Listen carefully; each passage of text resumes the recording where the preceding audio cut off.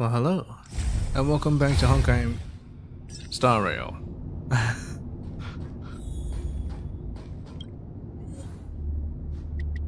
Anyway, it's a perfect time. Look at this. How perfect is it? Oh, 5 minutes early. Alright, see you, Yume. First, we shall start off with this. And I think I'll just be doing emo demos at the theme park. Then I'll read some books.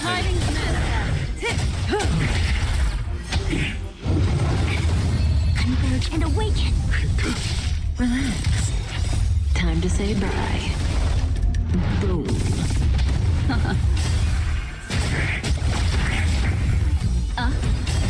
Stand still. Personally, I actually love online classes. They're just so chill for you, so convenient. I'd rather that than in person classes.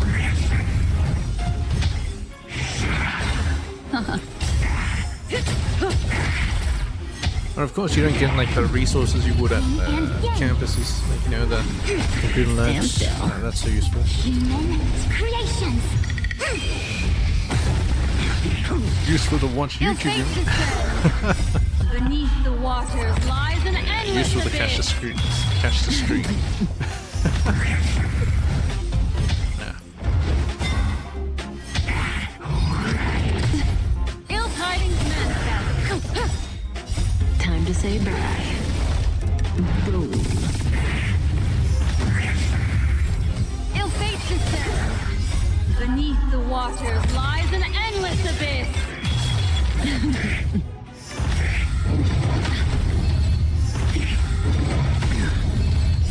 Savor it for me. Together as one. Fail to set you.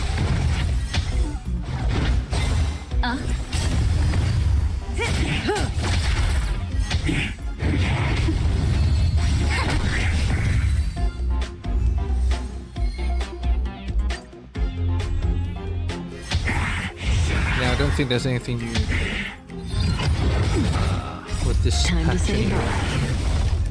Boom. Just in the downtime. Converge and awaken. Human creations.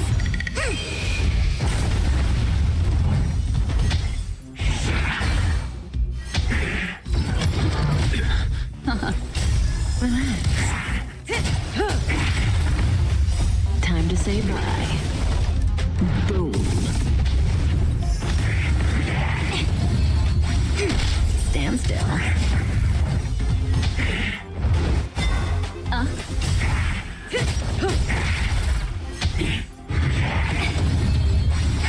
Relax. Your end approaches. Savor it for me. Beneath the waters lies an endless abyss.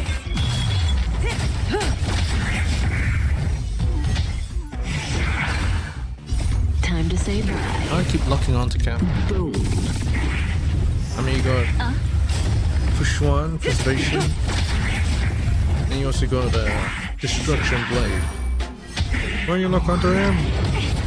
Lock onto him, goddamn. Stand still. That's the point of the whole thing. I just want you to lock onto him. Yin and yang. Human creations. God damn it. Forcing him to do it himself. Fail to set you. Yeah, I guess I don't like nihility. Beneath the waters lies an endless abyss. Time to say bye. Boom.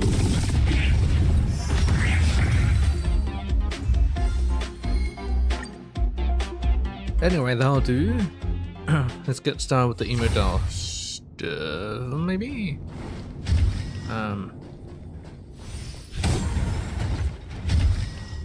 Let's change Change my party members. When do we actually get the new stuff? This will strengthen our position. Will of preservation.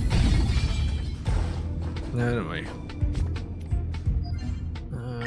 Daily complete.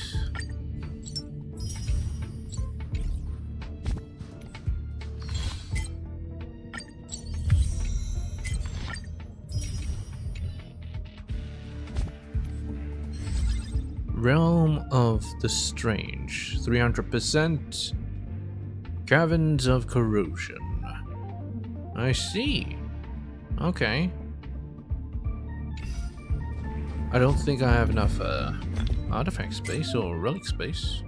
You can now salvage 4-star light codes. What? Salvage.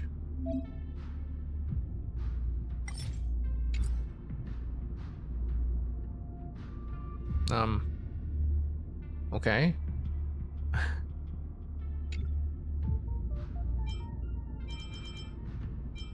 Well, you couldn't do it before? Anyway, I don't need it. I need to do that. Let's see. Oh yeah, they upped the limit. It's like, no wonder I could claim all those 300% stuff. Because they upped the limit. Which is nice. But this is gonna get out of hand. We need a way to clear up all this clutter. But it's too reliant on on basically the player themselves. I'm just too damn lazy to clean it up, man. Offer me a solution, please, Mahoyo.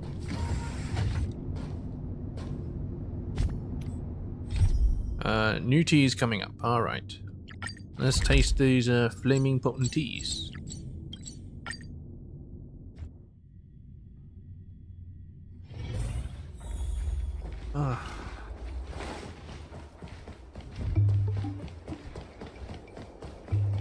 Hello. Want to try a cup of night? Did you want something?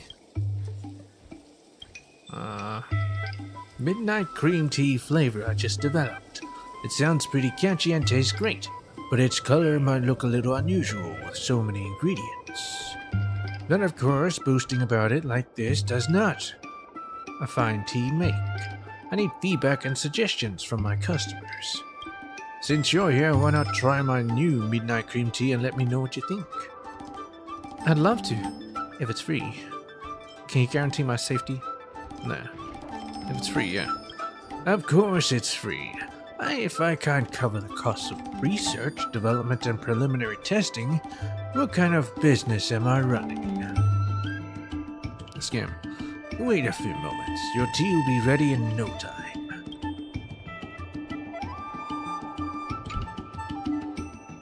Please enjoy. Alright. When you drink out in one gulp, you pick up the teacup, remove the lid, and gaze at the questionable blue-purple liquid in the cup. You can't help but hesitate for a moment. Yeah, I mean, it's just missing green, then it'll just become chemical water. The color of the new flaming potent tea reminds you of the magnificent yet eerie starry sky outside the Astral Express. It is so quiet and magnificent that it inspires a sense of awe, even fear. But then again, if the starry sky were no longer quiet, it would be even more frightening. You can see there. You're not the look at that Astral Express, it's just right behind you. Pass through smiling gaze snaps you back from the fearsome abyss. Although you are not sure if he is pulling you away from it or pushing you towards it. In the end, you muster up your courage, stare directly at the flaming potent tea, and your inner fears. Pinch your nose, and just like that, drink it up. Why do you pinch your nose? You're meant to taste it. You taste the tea carefully, savoring its rich, creamy aroma and sweetness of the fresh, fruity juice. There seems to be nothing wrong with this tea, except for the fruit pulp getting stuck between your teeth. Oh, well, that's fine. But then you suddenly realize that it doesn't taste like it's flaming at all. What kind of flaming potent tea would it be without that spicy kick? How does it taste? Do you like it? Tastes good, but not flaming at all. What kind of flaming potent tea doesn't have burning kick? Yeah, I thought it tasted good and had a unique look, but now that you mention it, it really doesn't have anything to do with flaming potent tea. Thank you for reminding me. Otherwise, I'd have started selling it, and my tea house would have been reduced to an ordinary beverage store with no special features. That's simply unacceptable. Now you could sell this recipe to someone else. Looks like I've got to develop more new flavors. Yeah, whatever. Compensation? Sure, leave it to me. I treat you as a friend, but you treat me like a worker for hire. Ah, my bad. I apologize sincerely for my best behavior. You're right. We're good friends, so we shouldn't let material interests ruin that. Here's the deal. I just got some interesting ingredients, and the peddler said it smells terrible but tastes terrific. Oh, mung bean. I'm planning to add it to my tea. Oh wait, mung bean, it still tastes terrible. It's probably cheese. These are all rare ingredients, not usually found on Shenzhou. Yeah, definitely cheese. How about you help me taste test it? Well, this tea isn't up to par today, it seems. I'll give you a call once I've come up with something new. Maybe we should put the cheese inside the flaming potent tea. Maybe it'll become flaming potent cheese. Anyway, Pom Pom, we meet again.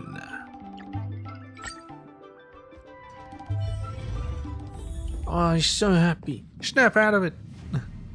Cascade. Did you miss me, Pom Pom? Nice to see you again, Passenger Cascade. I've learned about the gracious deeds you did at the space station from the other passengers. It's hard to come across a passenger as kind as you. Did you get along well with the people at the space station? There's nothing to write home about. You sound indifferent, which is understandable. After all, the place is nothing like the Express. Cascade, did you make any friends there? You did, you can invite them on a ride on the Express. You have everything here. Not everyone gets the opportunity to board the Express. Yeah, whatever. Oh, but Asta. Oh wait, I said Asta before, didn't I? Shit. Oh well, whatever. Easy quest done anyway. Let's head over to Penacony now. Penacony. Alright, we are up to Glock Studios theme park. Just missing one chest. I'm not sure where, but we will find it. Should I start here? I know there's something to talk to here. Actually, I think it's right here, next to the shop. We'll start from... What the hell? Dreamville themed restaurant. Buy all kinds of clock related merchandise here. Huh. Maybe we'll start from here.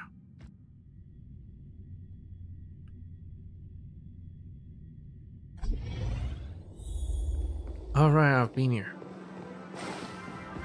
I bought this clocky themed stuff before. Yeah, I bought one of everything. Maybe not. I'll just take it. Or maybe I did. It's not saying that I have own them or whatever. I have to go into this view. Alright. Enough of that. Let's go in here.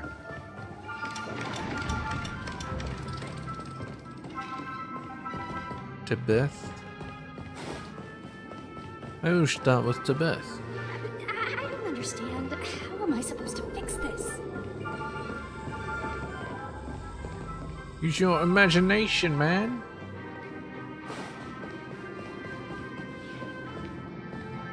Yes, I finished the Penacony story mission.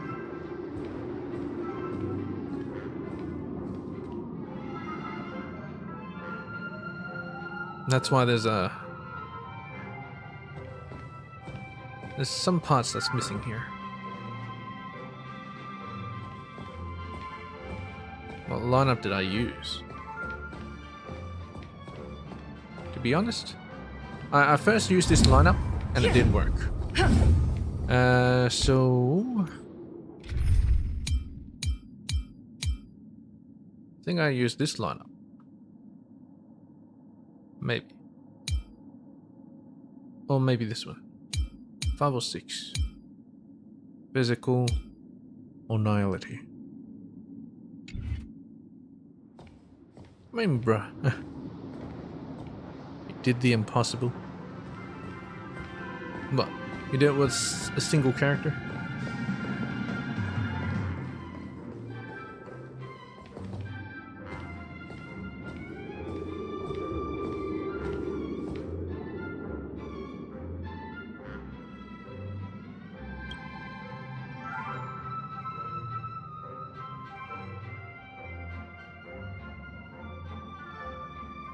That's not impossible. And what's with all the support characters? What, did you support him to death?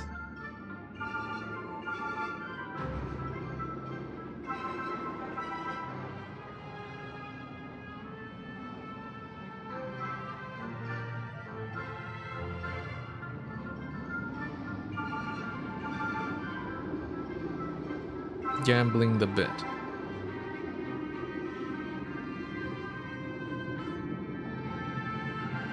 A home is a mysterious thing.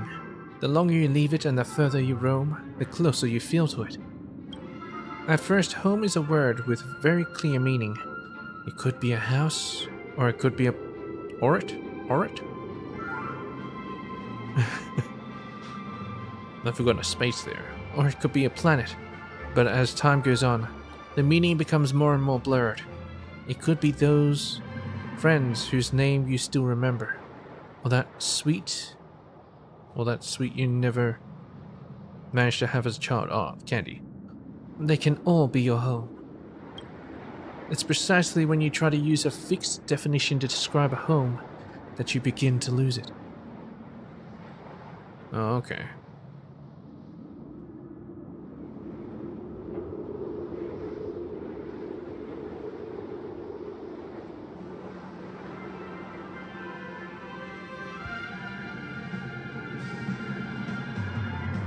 Ah.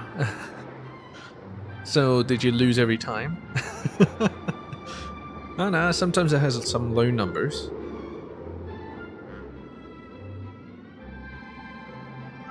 So how do you feel now about home? Are you missing your home? Me? I already hate my home. Because now I'm back here. Oh. Man, a lot of people don't like Penacony. Me included, but you know.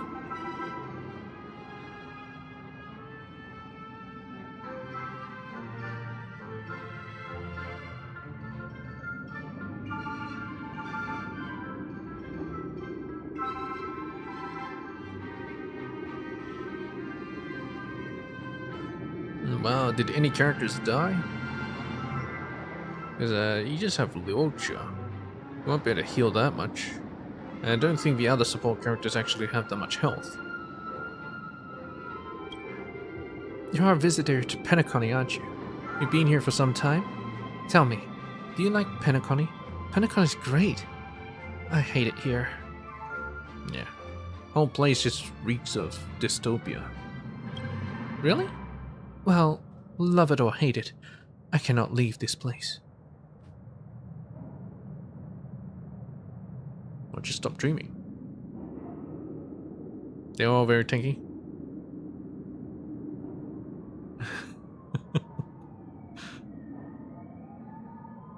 Well, did you build them with health?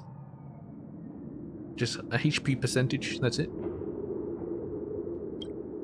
I have no feelings towards Clocky, but throughout my long days of interstellar travel, I always chose to rewatch that cartoon to stave off the infinite emptiness and loneliness.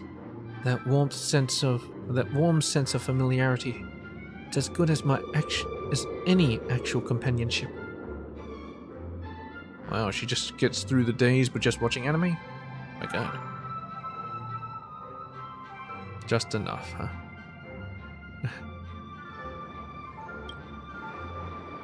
Are you a local Penaconian?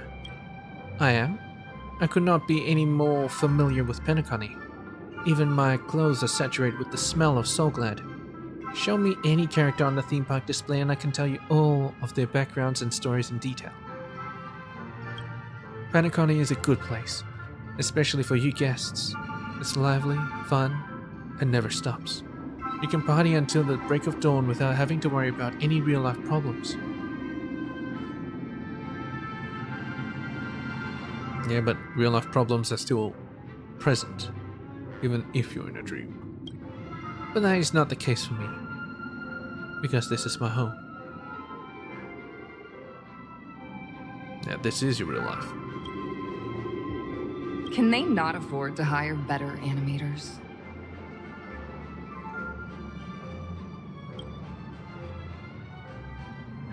Activate clockwork. Time to get angry. She already sounds angry. What happens if she actually gets angry? I just don't get it. I called my stubborn old man and told him I'd be taking a long vacation back in Penacony. You know what happened? He informed the Bloodhound family and told them to come and capture me at the hotel. He wants the bounty that the IPC put on me. What?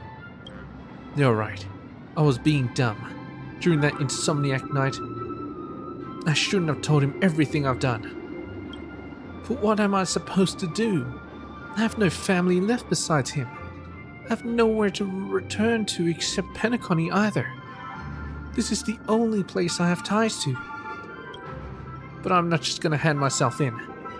I've managed to escape the IPC's hunt so many times, I can do it again.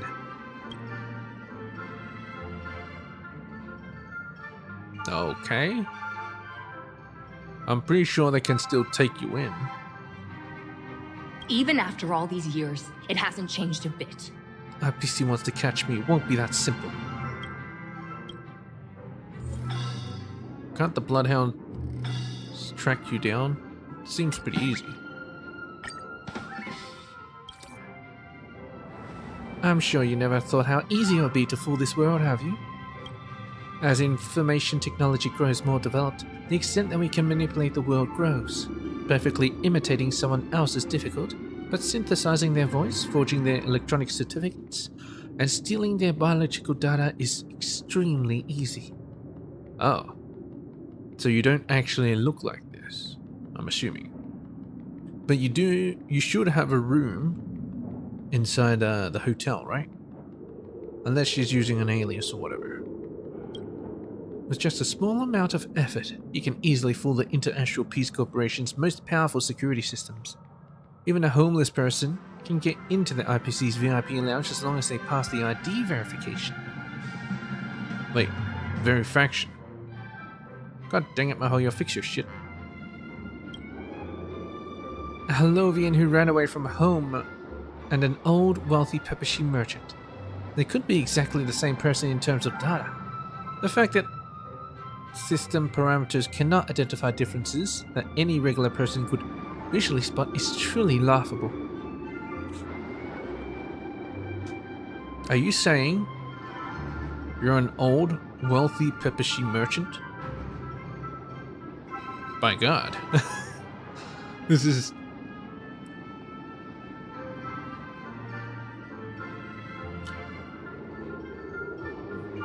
just like those AI filters.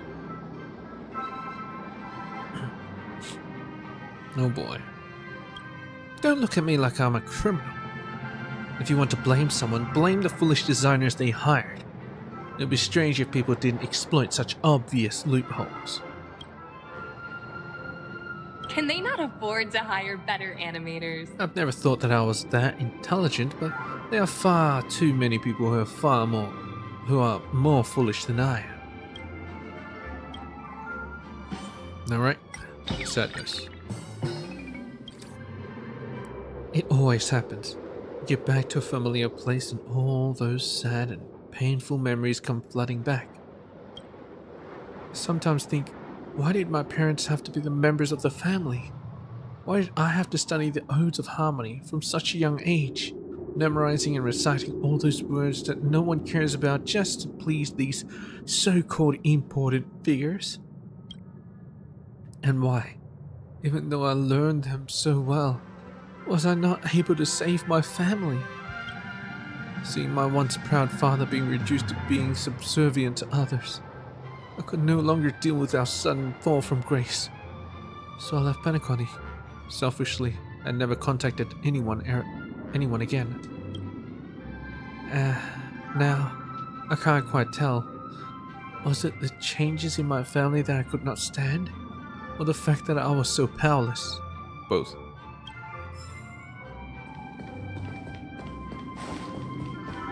Anyway, we're going this way.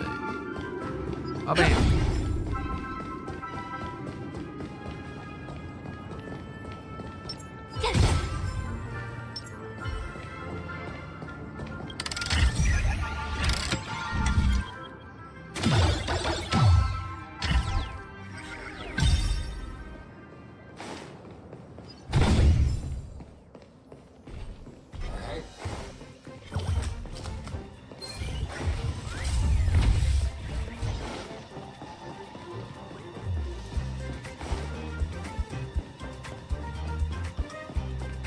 It's strange that you can't interact with it again.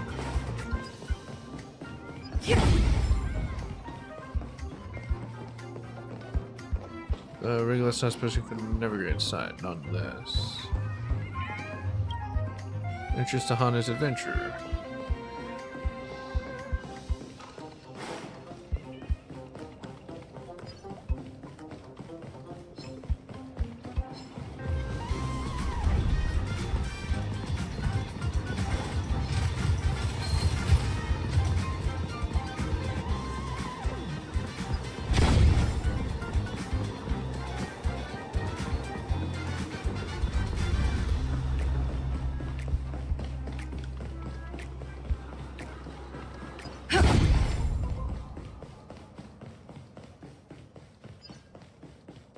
Oh, so here's the last remainder. Pepsi Man. Well, my team ain't the best, but let's do it. Actually, I think I have one with Himiko inside it as well. Maybe we can change it around a little bit. Searching track, could put in a healer. Natasha.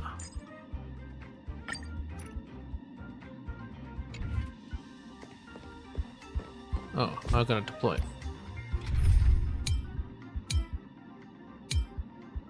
Enable team.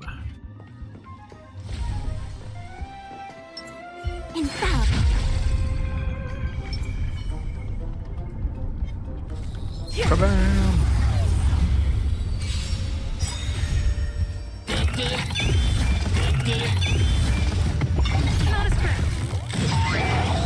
Reflected. Be careful. Naughty child. Just a little something. Think nothing of it. Nice teamwork. Next time. Lance ablaze! Lance forward!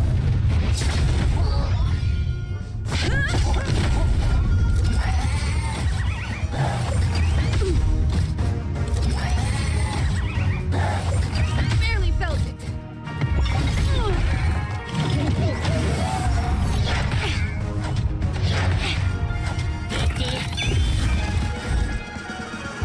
Converge and awake. Human creations. Notice her. Yin and yang. Time for a shot. And break. You won't get away. 30k. No bait. Not a scratch.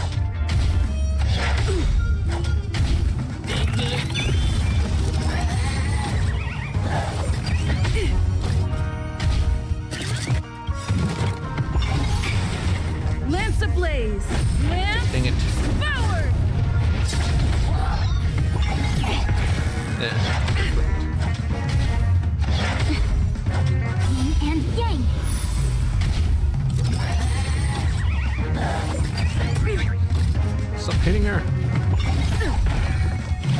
bit.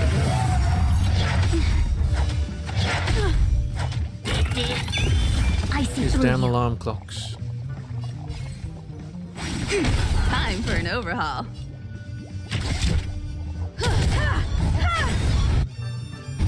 Now. Naughty child. Just a little something. Nothing of it. Nice teamwork.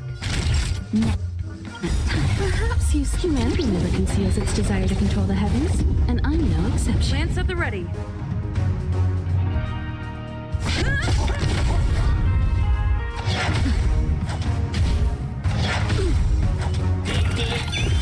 A quick divination.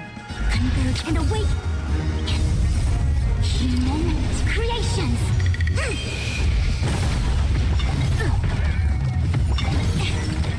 Yin and yang. I have something for you. Time for a shot. I'm on guard. You won't get away.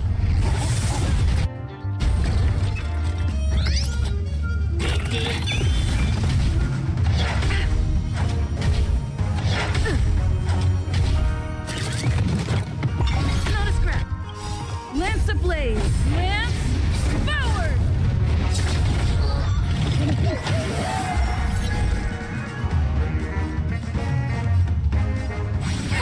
Time for an overhaul.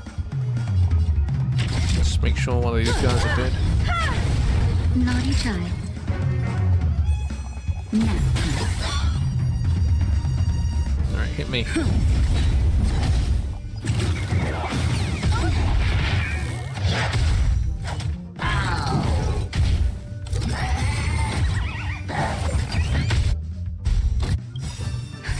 Just a little something. Nothing of it. Much obliged.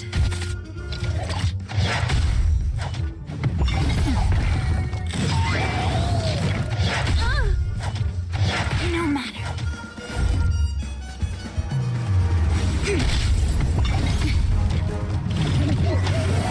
I have something for you. Time for a shot. Lance at the ready. Excellent. Perhaps humanity never conceals its desire to control the heavens, and I'm no exception.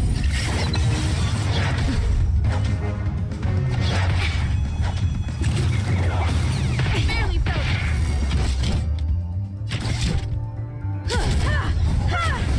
Naughty child. That's better. Reciprocity. Excellent.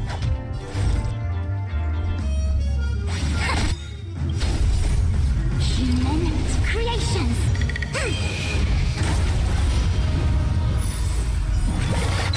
I'm on guard. Lance ablaze.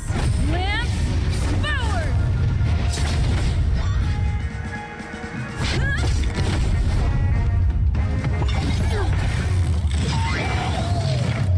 Not a scratch.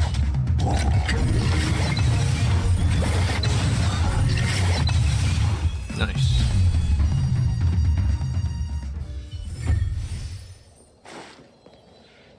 Yeah, that should be all the chests. Great. The more the better.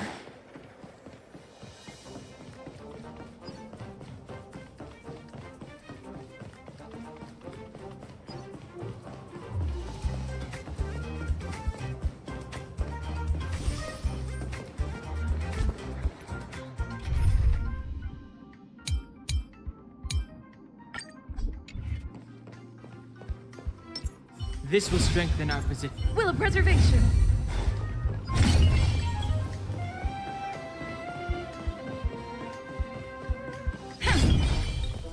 Taking all the burbs? Let's see. No. 9. Oh boy. I should keep a lookout of those. Alright. I'll be back.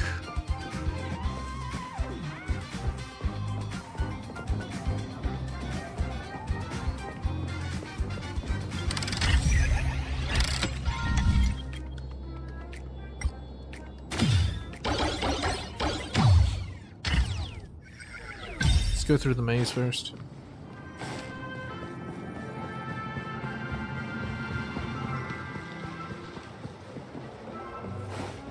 Left side. Never mind.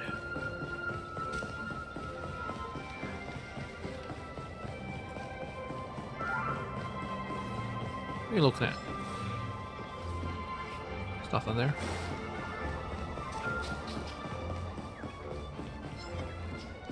Trotter! Oh crap, this team is not gonna do it. No, retreat.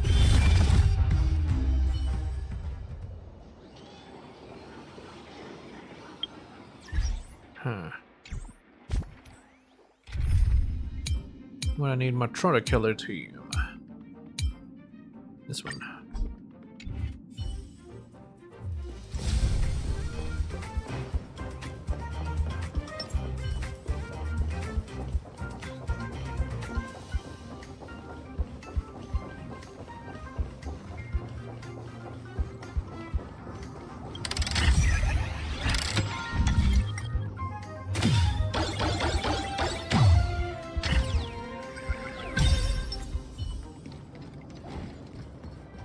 Let's just run up and blind him.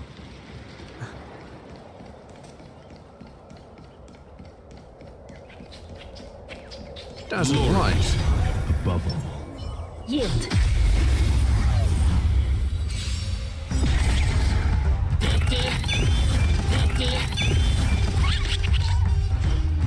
Now this guy. I shall be the judge. Embrace virtue. Lifted and flee. Converge and awaken. I'm afraid these guys are speeding him up. Might be very bad for me.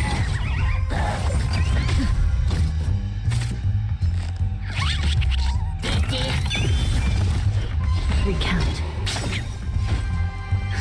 Just in time. Just Wrong one. something. That doesn't matter. My gratitude is The yours. will of the ten lords decree, hereby ordained. Duty is eternal. That'll take more nap time.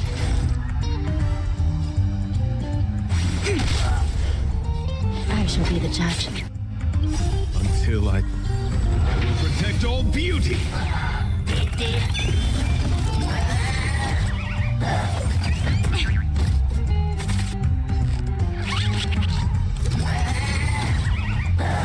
Yeah, that's not good. Flesh wound. Lifted and flee. That's over. Still in denial. Recount. My guiding light. Even if you tried that, you still Duty lose. is eternal. The 10 lords' favor That's a good plan, grants though. victory. Ah, there you are.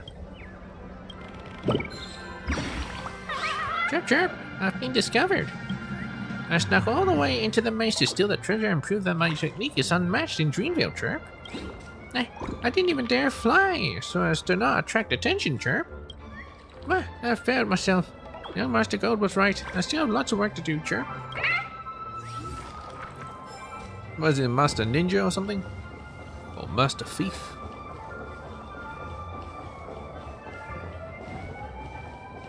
What are you looking for? There's nothing there.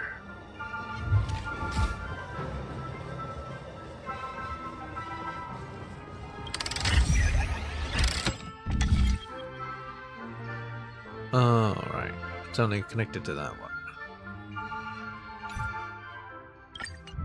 So this one will work. Okay, I guess that's it. Let's go over this way.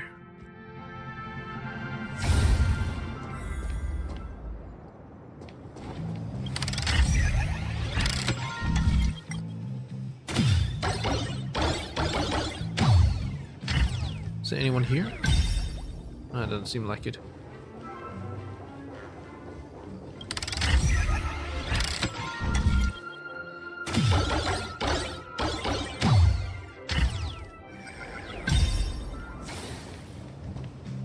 But of preservation.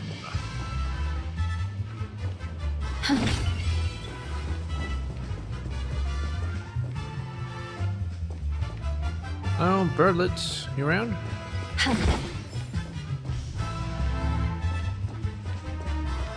Yeah. Is that a chest? That is a chest. But I got 27 out of 27 chests. What the fuck is this? Extra chests? Dang. Didn't know that that was a thing.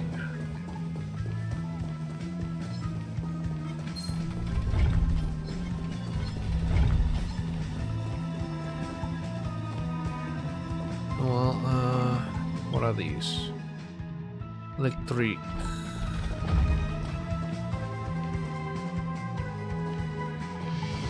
I'll go get some health first.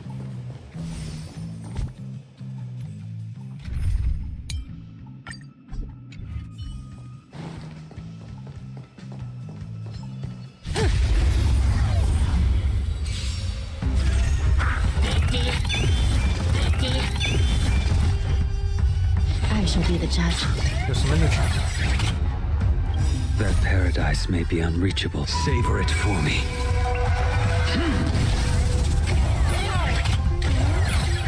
May as well kill them all. Fantastic. Good times. Time to say bye. Boom. We came together. Together as one. I will dispatch you. Your end approaches. Relax. By the will of the ten lords decree, hereby ordain.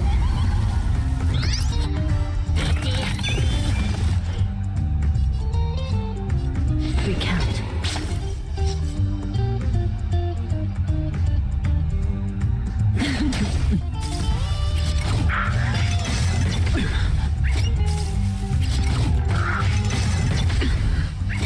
Failed to send you.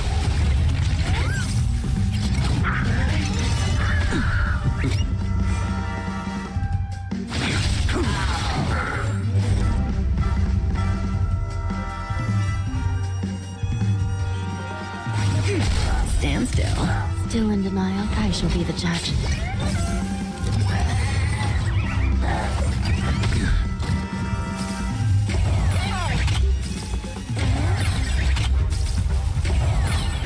Say bye to breathing. All things in this human creations.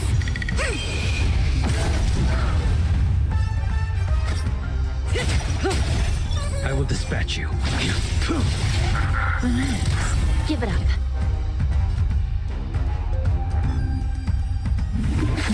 I see through you.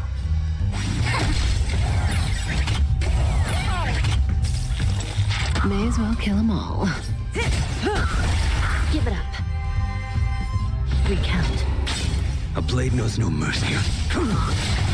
Failed to send you.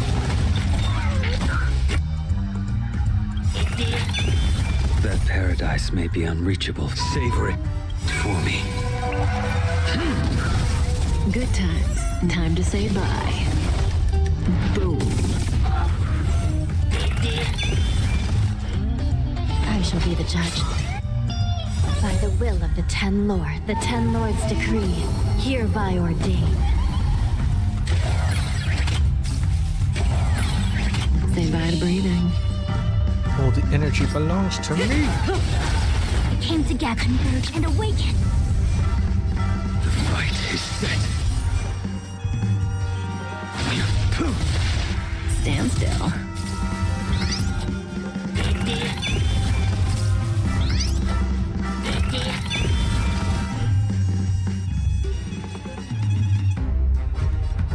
Recount.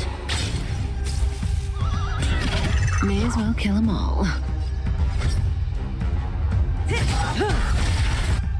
Good times. Time to say bye. Boom.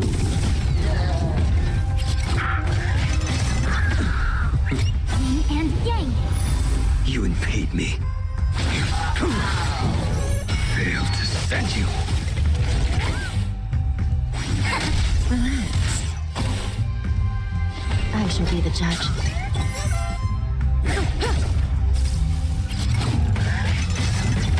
You take it away. And you give it back. This is serious. Oh wait, wasn't that the other way around? It doesn't matter. Stand still. I will dispatch you. A quick divination.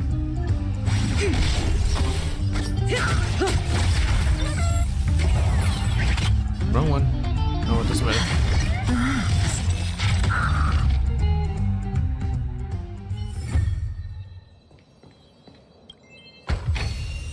No surprise there.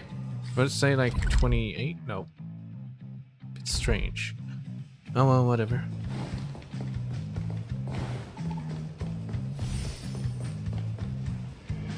Yeah.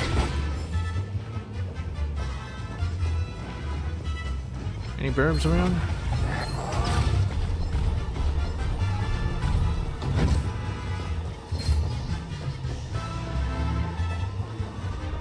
Oh yes, another formidable one.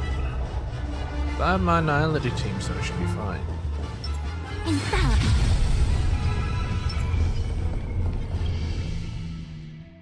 Yeah. Does that hurt?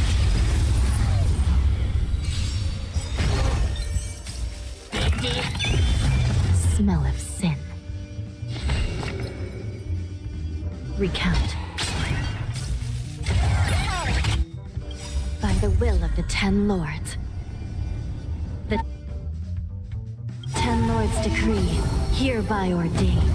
That paradise may be unreachable from. Savor it for me. Didn't hurt. Actually, this team might not be Nihility enough. Say bye to breathing. Oh well, whatever. Should I break them all? Nah. Just break this guy. A blade knows no mercy. Your end approaches. Stand still. I see through you.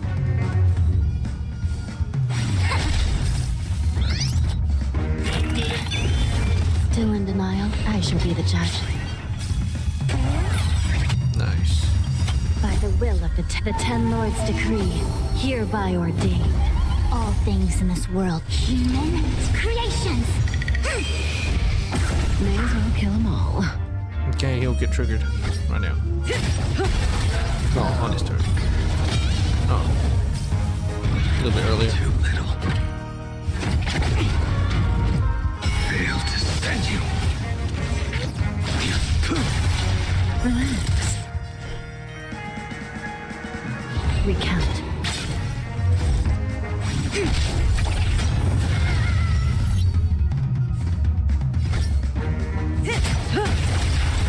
You impede me.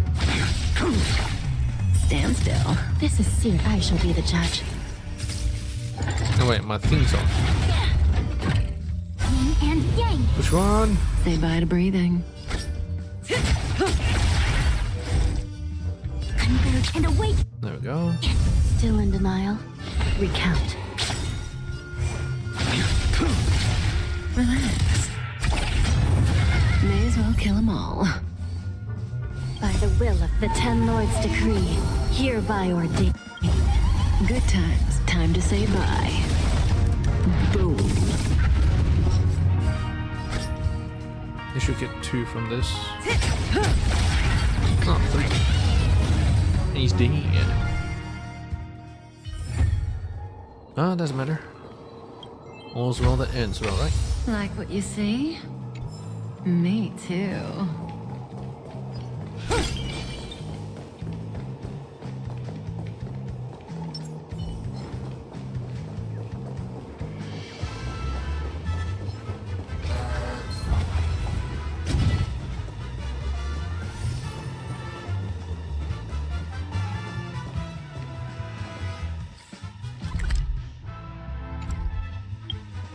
Okay, that should be all the thingies done.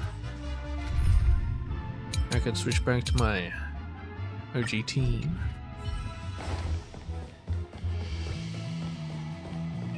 I haven't really found much more burbs.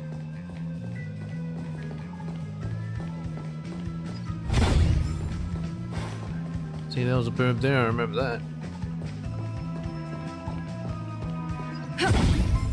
Okay, is that it? Not much to talk to here.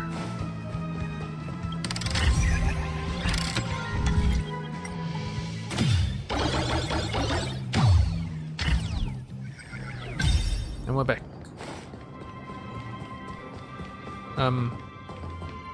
Yes, this way. Wait a minute. Yeah, just this way. I thought it was on the other side. That wouldn't have made sense. And for the birds on the posters. Neoni, Dream Bubble Artist. What do I do? How about I just go get my fortune told? Or should I head to the main street to catch a spring loader? Get your fortune told? Spring loader? What's that? Yeah, get it to throw a die for me and make my choice from the number thrown. Hey, wait. It's destiny that we encountered each other. How about you give me a couple of suggestions? I'll take your silence as consent. Okay, that is, oh boy. Did not do that. Silence does not mean consent. Let me ask, if you had two choices in front of you, to be a carefree and highly paid employee or chase your dream through hardship in the name of freedom, which would you choose? Carefree and highly paid. Highly paid employee sounds good. Freedom forever, obviously.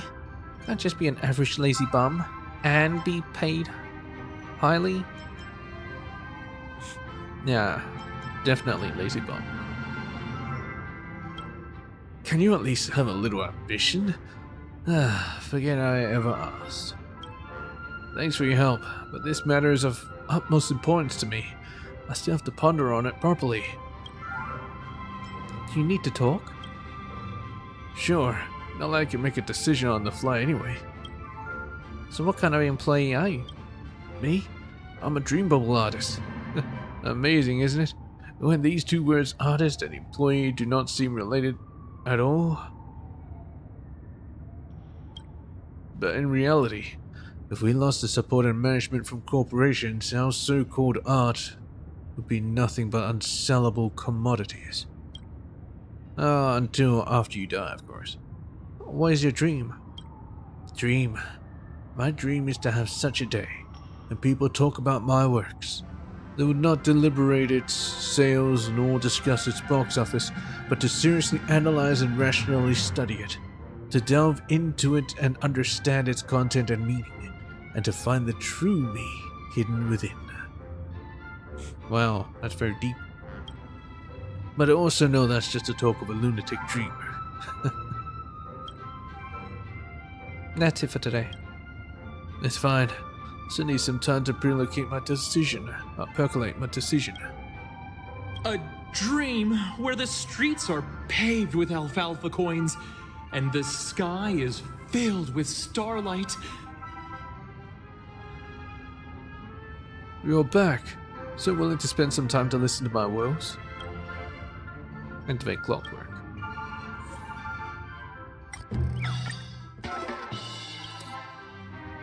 Those flavor of the month indie dream bubble artists. You think their works are really one of a kind? Perish the thought. They simply lucked out and rode the wave of popularity. Honestly, it wouldn't be that hard if I really wanted to return to the artist family fold. Even if my recent works were lambasted, my influence and fan base are still intact. I'm still more cost effective than building up a newbie link with a similar style. Anyway, I still have some value to them in my current state. They've always been excellent at resetting an artist's career and creating some new hype for them anyway. It doesn't cost that much to them. It's a cage. At least I'll be clothed and fed. See no downside to this deal, so why am I struggling with this decision? Huh. So what if I can't take it lying down? So what if I possess exceptional talent? When money and power become insurmountable barriers, how can the so-called art even preserve its purity? Does delusion shine through reality? Or does reality shatter delusion? Man, he really sounds angry. Shut up, delusion. All that talk about how hard work gets rewards. Oh, you fool believe such lies. I didn't actually think he'll be that angry. Alright, happy. Man gazes entranced at the Hamster Ball Knight's poster on the wall. His lips are parted into a contented grin. Perhaps in his fantasies, he has overcome the obstacles to become a freeman, and achieved his dream.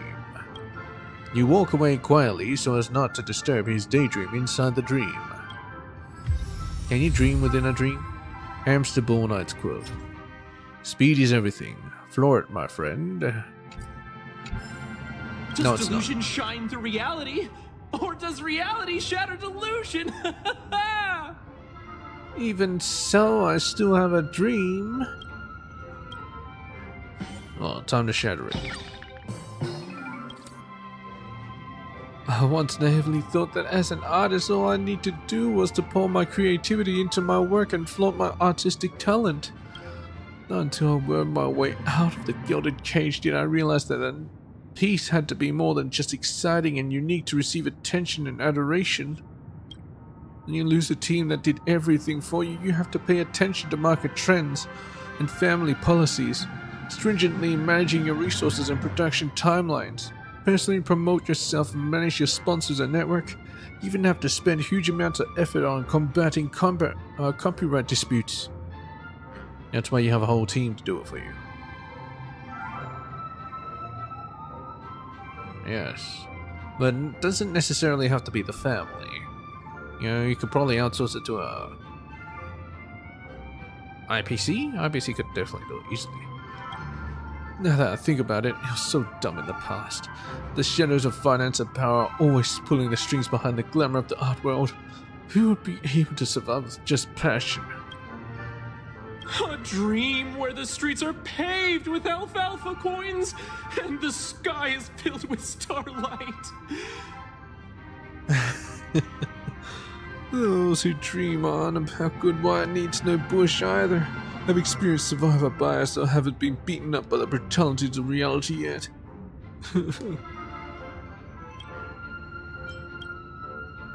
How about I just toss a coin? Nah, that's not serious enough.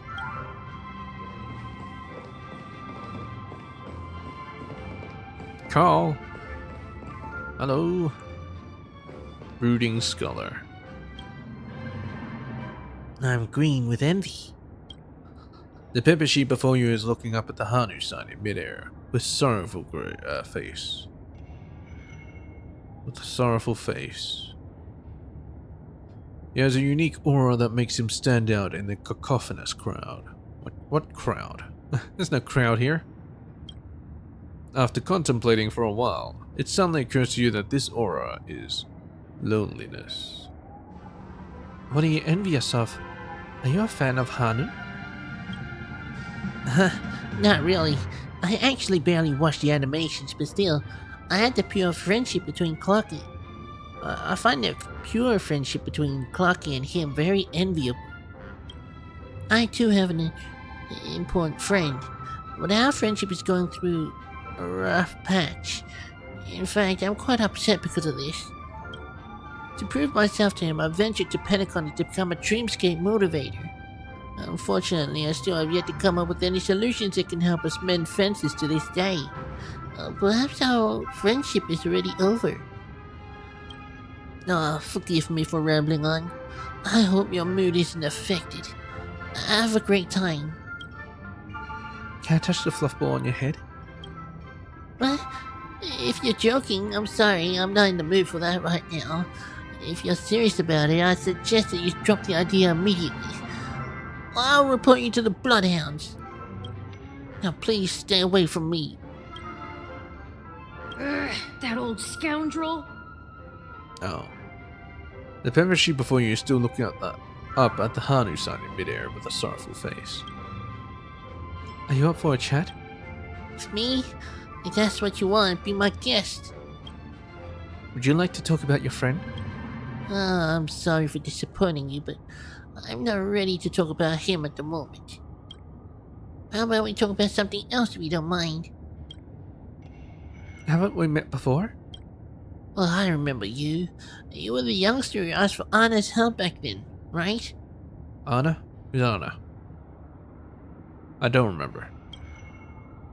I heard that the matter was successfully resolved in the end. You must have played a big role in it.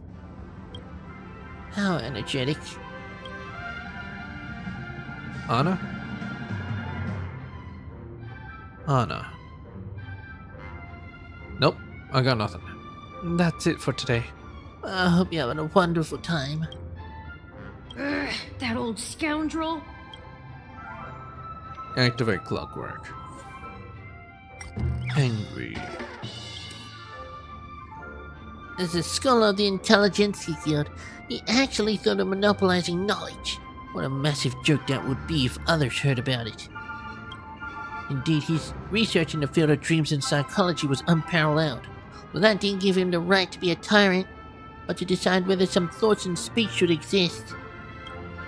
Look at what he did. He turned ordinary academic conferences into ceremonies for him to pick his disciples by setting up contrived rituals and throwing in convoluted jargon. People were no longer free to speak their minds and converse with each other. His own voices opposing him were labeled as heretical. Even Banus attempted to make me an executioner and his accomplice. And I was deemed a traitor for wanting to pursue knowledge and form my doctrine in my own way. How ridiculous. Just why did he turn out this way? A letter of diffidation. Our long friendship has come to an end. How dare he accuse me of betraying him? What about his own doings? Peace? Did you know that the first time we met, our dinner lasted all through the night till breakfast the following day? We had so much to talk about. Hey, Yume. Welcome back.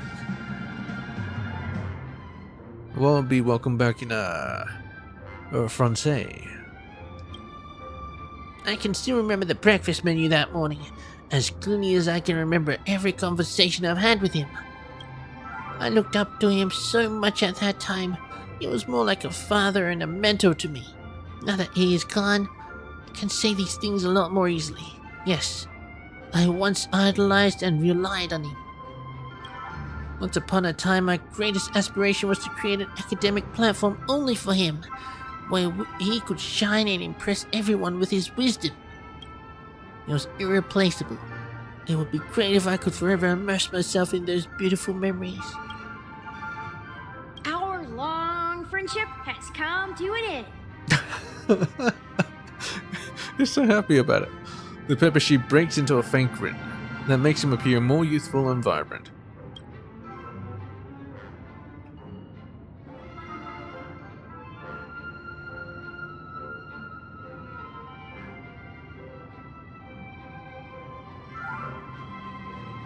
You watch my stream every day? Oh yeah, time to shut down the stream. Activate clockwork. Time to be sad, buddy. Reminisce on your past friendship, even though I don't remember who you are. That old friend of mine, he used to be my role model and mentor, but he ended up becoming the biggest obstacle to my progress. I feel regretful about that. We've argued many times. When he condemned me at first, I tried to defend myself. As time went on, neither of us gave in. We just kept hurling insults at each other in the end.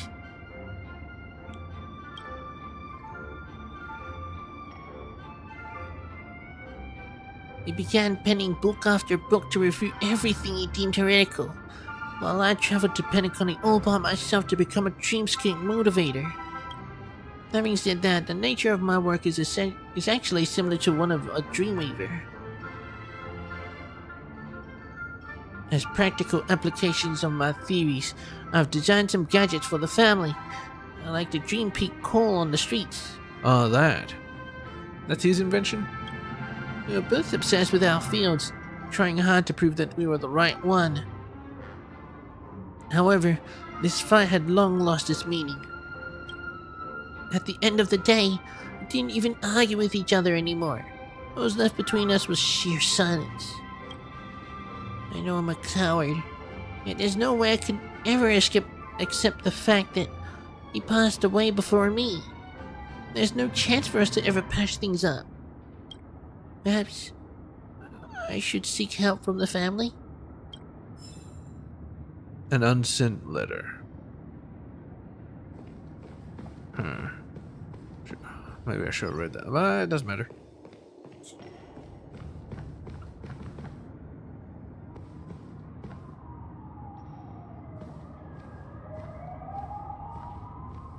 Mixed Pempishi and nerd voices.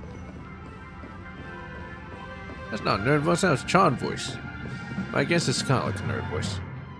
Where are you? I see you around here. Here? Are you up there? Ah, there you are.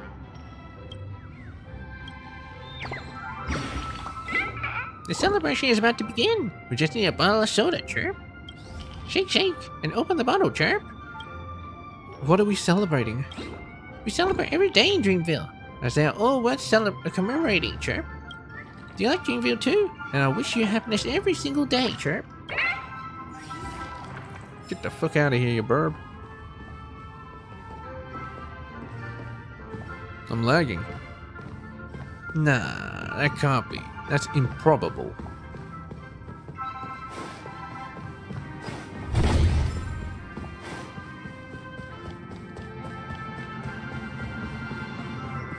Oh, there's this lady. Oksana, philanthropist. We'll see if there's any more. Leave her for actually. Let's talk to this guy and then I'll go back and talk to her again. Walter. I'm so bored. Nothing I do seems to get me fired up anymore. Well, hey, you look really cool. You never see outfits like that around Penacony. May I ask you where you're from? The Astro Express is my home. For a nameless, the whole world is my home.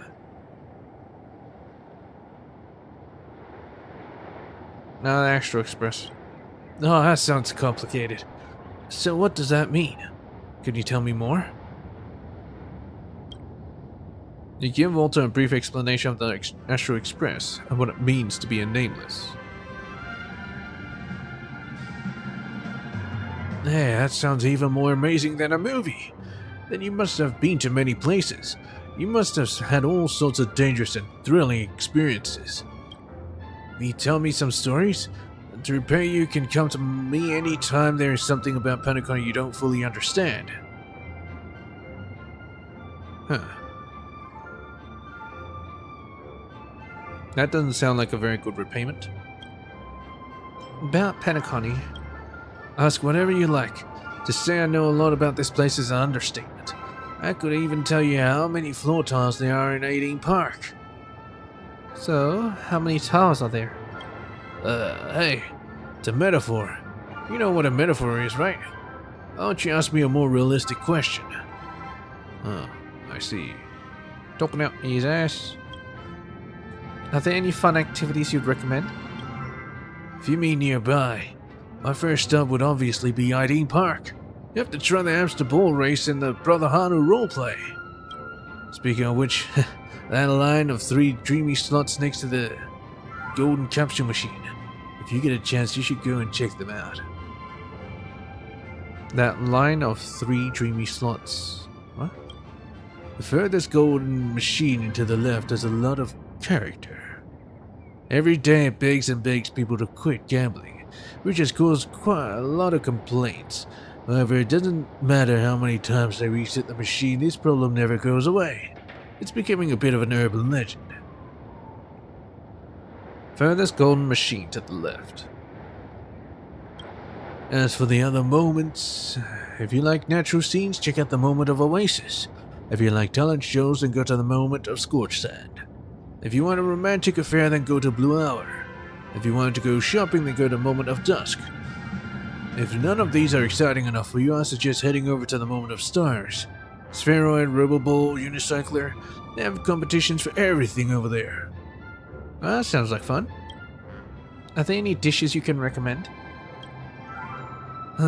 So glad it's the most popular one. You must have tried that, right? Then I recommend trying Pico White grape soda.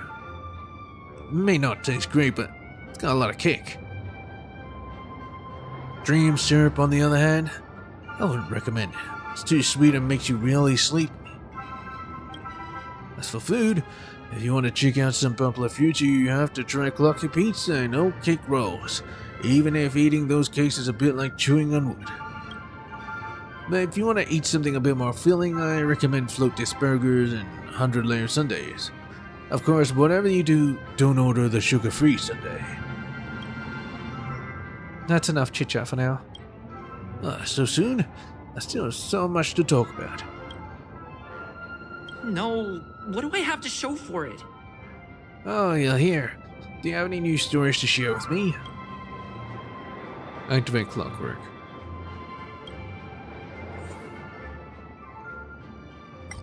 Angry.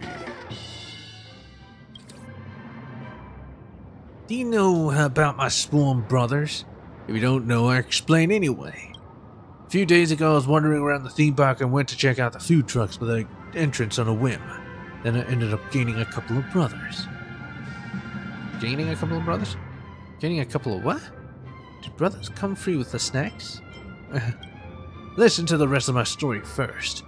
At that moment, I happened to overhear a clocky actor talking to his boss. And would you believe it? Their names were Whoop and Warner. Warner Brothers? The saying goes, the more W's you get, the better. So we vowed to be brothers in front of the clocky statue. Oh. Walter. The youngest, Warner, wasn't that bad. He was smart enough and quite eloquent. We got along pretty well. But that Whoop, I hear he used to be a famous athlete across the cosmos, but I just think he's an oaf. I figured I'd take him out for a meal at the Clock Diner. But where most people take their time and chew slowly, he just rammed it all in his mouth like he was at war with his food. Recently, the Irish family has that young singer who sang Song of Beauty, right? She's pretty popular. Well, I had the great idea of taking them to experience some culture, and what happens? That Whoop fool falls asleep and he's snoring like a bubblehound before she's even sung a few bars. Turns out he's just from the same remote minor planet. He's just from some remote minor planet, not suitable to be seen in public. I guess that makes sense. If he actually had any skills, why would he retire to become a costume performer? Man, this guy talks a lot. Boston's quote. Poor people are still poor, even in their dreams, because these poor souls have never seen the world. He's gone and lost his temper again. Sounds like the male trailblazer. Callum? Happy. How are there people who still believe that you have to work in Bunny for 70 years to receive the right to permanent residency? Nonsense. It's ridiculous. Some of these people are actually very intelligent, but when it comes to things like this, all sense just completely deserts them. Although I can understand how these dream chasers feel, this is Penacony after all. What's more, it doesn't matter how amazing the hotel service is here. We wouldn't wish to have their own home in Golden Hour, right? No! What do I have to show for it? Actually, it sounds like Gami, which is also the male trailblazer. Look at them. They're all desperate to get into this dream. Sadness. They all say how the dreams can be so amazing that people never want to leave, but after you've stared at it long enough, it's just another slightly more prosperous city. Honestly, I'd really envy people like you. Completely free, no restraints, going wherever the wind takes you, no burdens or worries. I'll be moved when you can get moving. Can you not leave? Oh, come on. Penacony hasn't been a prison for a long time. I already have a whole room full of resources and equipment that might be useful on an adventure. And that's just the beginning. What's more, although I've never left the Asdana star system, I have traveled to a lot of the nearby planets. It's just that none of them have really allowed me to feel the joy of adventure. They're all just filled with unremarkable buildings, outdated entertainment, and artificial scenery. You can't even measure up to Penacony. A true adventure needs to be full of twists and turns, thrills and excitement, and allow you to witness the truest universe. So, you want to be a nameless? I can invite you to the Express. Thank you for the kind offer, but I cannot right now. I cannot just casually agree to something like that. Which means you don't have that nameless spirit. Interstellar adventures are serious and solemn. Must make flawless preparations and wait for the perfect timing to show how serious I am about this. With an attitude like that, you'll never be serious. Alright, Oksana. Oh boy.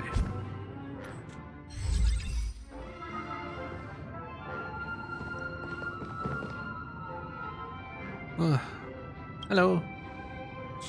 Hey kid, would you like to learn about the Galactic War Zone Relief Foundation?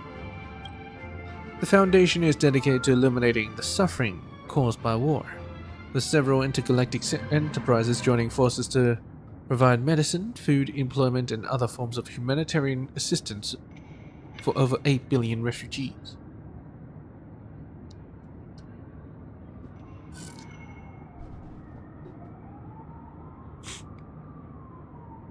Let me help out too. I'm no philanthropist. Kid, in addition to science of business, there are also countless numbers of kind-hearted souls just like you who make up the foundation. Always harbor good intentions, even if you may not be rich.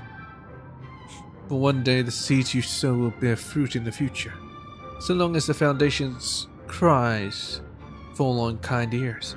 Our endeavors will count as a success. The universe is filled with sin, orphans with no place to call home, slaves bound in shackles, people deprived of their own humanity. The dead are nothing but a cold number beneath the smug hand of the executioners who commissioned these wars. Even if we have no way of stopping war from happening, we can at least mitigate the trauma caused by letting wealth play out its true purpose. That's the original idea behind establishing this foundation of mine. May peace come to all worlds. May war come nevermore. War. War never changes. Relax, kid. It'll become true. One day it will. That I pray from the bottom of my heart. And when that day comes, the foundation will lose its raison d'etre. And I'll be free to pick up my true passion and joy once more. What, so this not your true passion and joy? And so everyone will come to life again and hold hands together, indiscriminate of species or class. When that day comes, I'm going to hand off my business to someone else, find a quiet planet somewhere all to myself, and just lie on the grass, thinking about nothing and doing even less. They got grass where you from? Good day. Got time to chat? Sure thing, kid. Hope my words can bring you a little peace. About the foundation. It was a long time ago. Back then my company wasn't really up to much, but it still had made a little name for itself. Then one day I suddenly got some mail from my high school bestie. It'd been 10 years since we'd seen each other. I was so excited that I forked out top dollar for a same-day ticket on an interplanetary transport, then and there. But when I made it over to her location, all I saw was her funeral. Only then did I learn about how she dedicated her whole life to supplying medical assistance for refugees in war zones. And in the end, those flames of war had caught up with her. Looking at her coffin there, I thought, what can I do about this? And that's where the Foundation comes in. About yourself. Me? I'm just a toy trader. A toy trader? Just like child, huh? If you have kids back home, you might have bought one of our products. They're not complex at all. Giving children a happy childhood is one small part of world peace. Maybe it's because of the Foundation, but everyone has always been very supportive of our business. We have not just avoided bankruptcy, we've even managed to acquire a few other small businesses and might just be on our way to becoming the biggest toy manufacturer in the whole galaxy. Just look, that's my karma for being kind. Huh? I am a humanist. Ah, what a coincidence. So am I. You're doing great, kid. Keep on being kind. Here comes the clockwork. Say ah. Oh, she's never happy, huh? Time to be happy.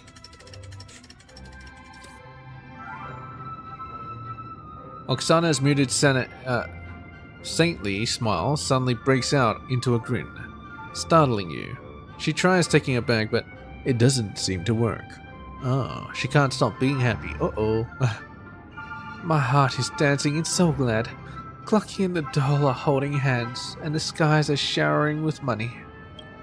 My happiness is like a red giant star singing as it slowly expands in the vacuum of space, shooting high like a growing number. Hey kid, you know what? On my home planet, people dance beneath the starry night sky while we do business deals. The more outrageous your dance moves are, the more lucrative your deal is going to be. But dang.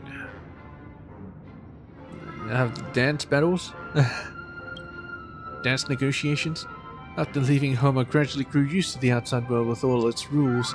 But every time I feel happy, I can't help but want to invite everyone to come and dance with me. Just like now. It's a real shame that you're just a kid and can't keep up with the pace of a life's dance. Good news, I take it? Good news? Sure. Since coming to Pentacon, my soul has rarely felt so at ease. Soon there'll be a big deal coming down the line. Could be several deals. More than enough to buy a dozen asteroids.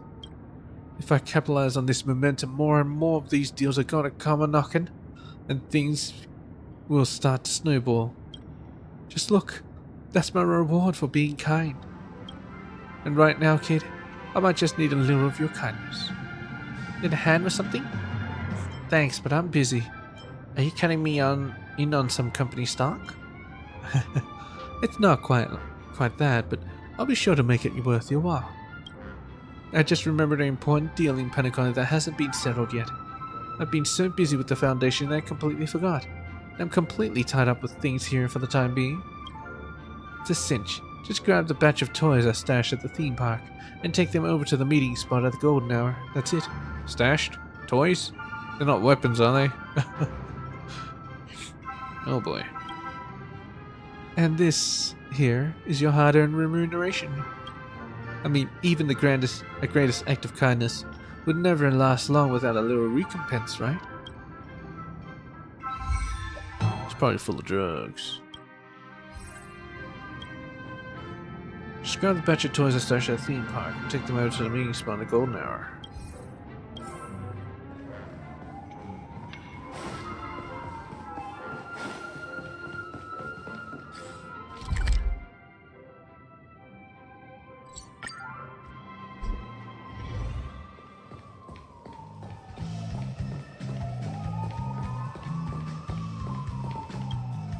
Taking a peek into that immaculate bag, see it's filled with ordinary toys. You cannot understand how they're selling so well. Perhaps this is what Oksana might call a return of goodwill. Uh-huh. Oksana's toys. Some serious doubt here.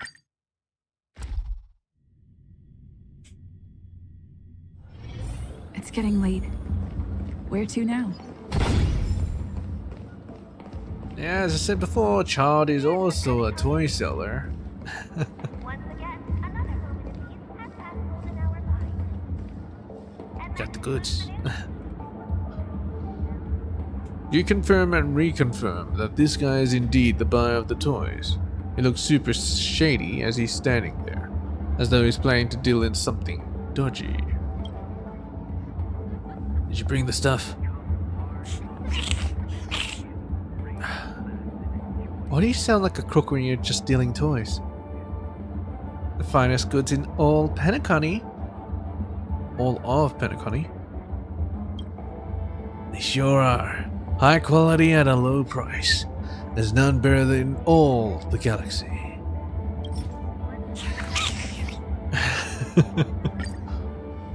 Been holding out for ages, but the wait is finally over. After so long with no word, I was worried that Miss Oksana got cold feet. I've just been projecting my own stingy concerns onto a gracious lady. With these toys, we should make it through. We should be good to make it through the rest of this difficult year coming up. She must be taking a hit, letting us have the toys for such a low price. There really is no way to repay such magnanimous kindness. Are toys really that important to you? My friend, if Miss Oksana entrusted you with the delivery, then she must place great faith in you. I won't keep you in the dark. What? What are you doing? You're spilling the beans, my dude. Don't do it. She probably didn't tell you because she doesn't want too many people knowing about her charity. But I'm not having that. Good people should be praised, and good deeds should be lauded. My home system is in a quadrant racked by war. Military coups and puppet regimes are about as common as the stars in the sky. Yeah, but who's puppet? But whoever is in power, it's always the people who suffer under oppression. Even if they squeeze out our last drop of blood, those savages will still find a way to pick up all the meat off our bones, so that even the vultures end up starving to death. And who should bring hope to us corpses to be? Miss Oksana, using her influence and finances at the Foundation. This galactic activist provides us with armed support almost free of charge. These everyday toys you see here are able to be converted into special chips once they get back to the real world, then exchanged for arms to resist our oppressors. Do you get it now? She's not selling toys to us, but our lives and our futures. And for that, I wouldn't hesitate 1 second to cut out my own heart and give it to her. So long, dear friend. I envy the peace here, but Penacony is not where I belong. There's a whole load of people on the other side of the galaxy awaiting liberation. That's where I need to be. Next time you see Miss Oksana, please make sure you pass on my thanks to her. My friend, I hope you also keep your heart in the right place. Well, I don't think it's a good idea. Just saying. This will strengthen our You don't supply arms to conflict. You only supply arms to preserve conflict. Oh. Is this the latest model on the market? This force field is paper thin. It's the largest model out. They can fit inside alleys and tunnels, friend. And force fields always need a generator. They can always try something bigger, like installing a clunky tail behind each generator to serve as target practice for the opposition. How about that?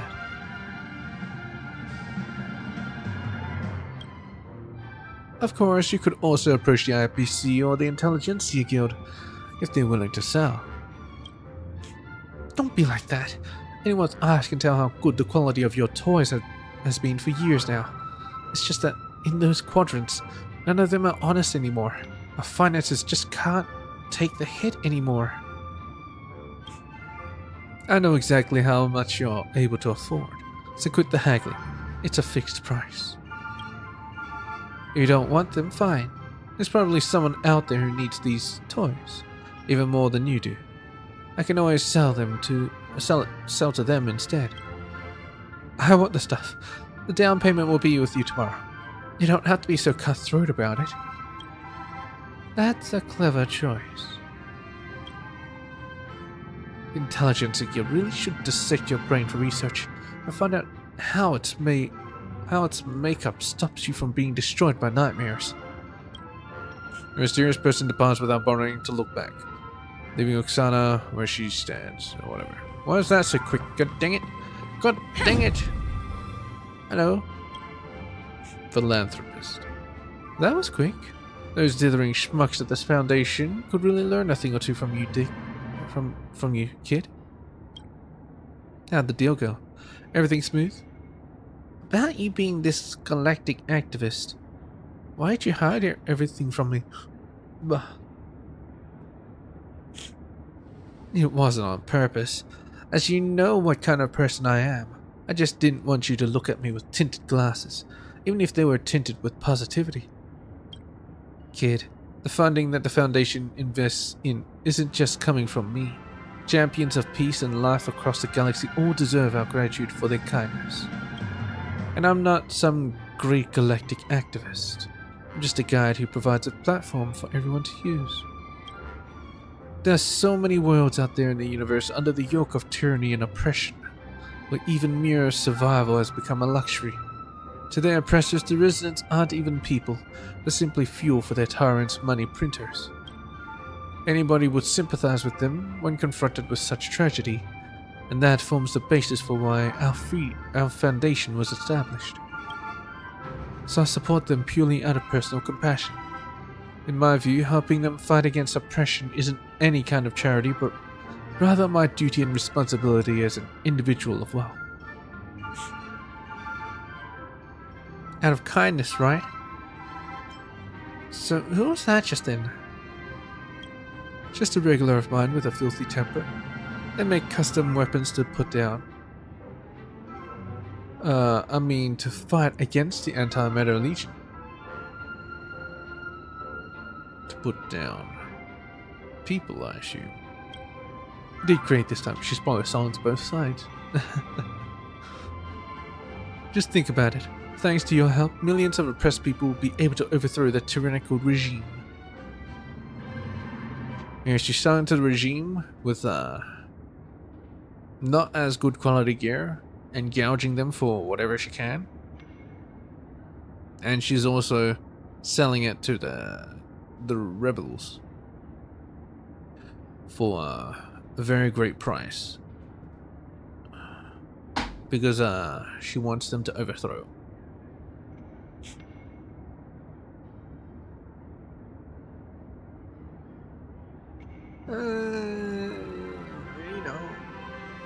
That's a great matter here. But still, you shouldn't sell them to either. You can be proud of that, kid. Despite Oksana speaking words of righteousness, suspicion, conversation with a mysterious person, and other forced interactions leaves you feeling paranoid. The mysterious person shouldn't have wandered off too far. Maybe you can ask her a few questions. You did great this time. Just think about it. Thanks to your help, millions of oppressed people will be able to overthrow their tyrannical regime. So you can be proud of that, kid. Yes, man.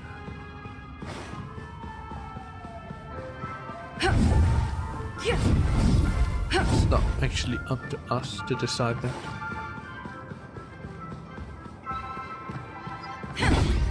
There's so many people here.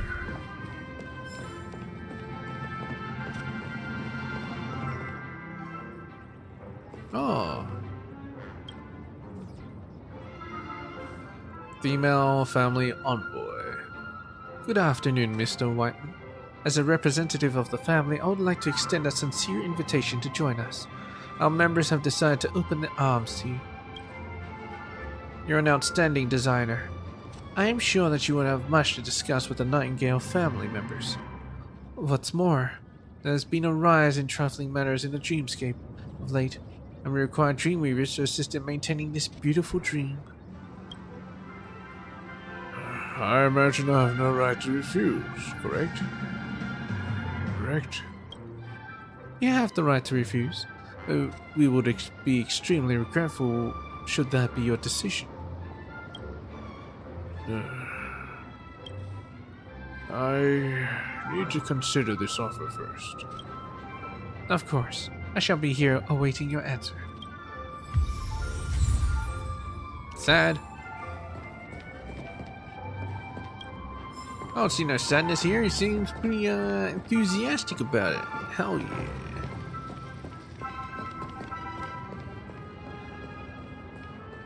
Elvira. Wait a minute. Elvira.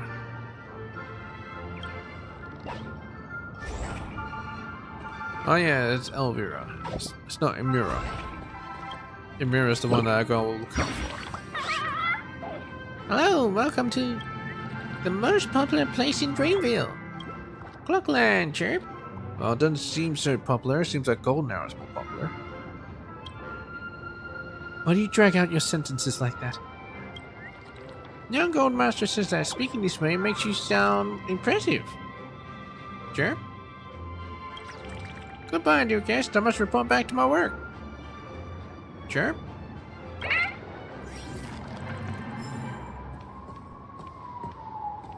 Elvira. Anime Dream Chaser. Greetings. I am Elvira, a loyal fan of the Clocky cartoon series, and also a volunteer here. As you can see, there are many aspects of Clock Studios theme park that aren't up to the task yet, mainly because we severely lack manpower. Of course, we're working on improving that. In any case, you're welcome to look around. Theme parks only get more prosperous with crowds. I want to chat with you. Sure, I'm very glad that there are people interested in theme parks. Why are you volunteering here? Because I want to work with Clocky. I still remember when I was young, the thing I most looked forward to every day was to sit myself in front of the living room sofa and wait for Clocky's cartoon to air. It's a pity that no matter how fast it got updated, it could never catch up to the speed at which I watched it. By the time I left school, I had already seen all of Clocky's related spin-offs at least 3 times over. So I decided to personally participate in Clocky's production. Even if it was just serving the crew drinks and food. I mean, it was my childhood after all. What do you do here? Oh, I do plenty. Like helping guests take photos, running errands, managing the merch, fixing rides and all that. Sometimes I even have to take care of my co-workers who play the cartoon characters. Most are jobs that don't require much skill, but there's plenty of it to go around. Most people call for my help regularly. When I think about it, I'm still a pretty important staff member around here. What do you think of the costume people here? You mean my co-workers playing the cartoon characters? I really respect them, just like I admire every creator. Whether in reality or in the dreamscape, every work that manages to finally reach the audience is the fruition of tens of millions of system hours of blood, sweat and tears. And to create the world we all love, we can't forget the people who helped execute the idea as well as those who provided the idea. Every time I see Clocky and his companions dance on the screen, I can't help but marvel in earnest at how everyone brought those fictional characters so vividly to life. I hope that one day I can also play a part in animation production. That's it. Bye-bye. Goodbye, and I hope you have fun in here.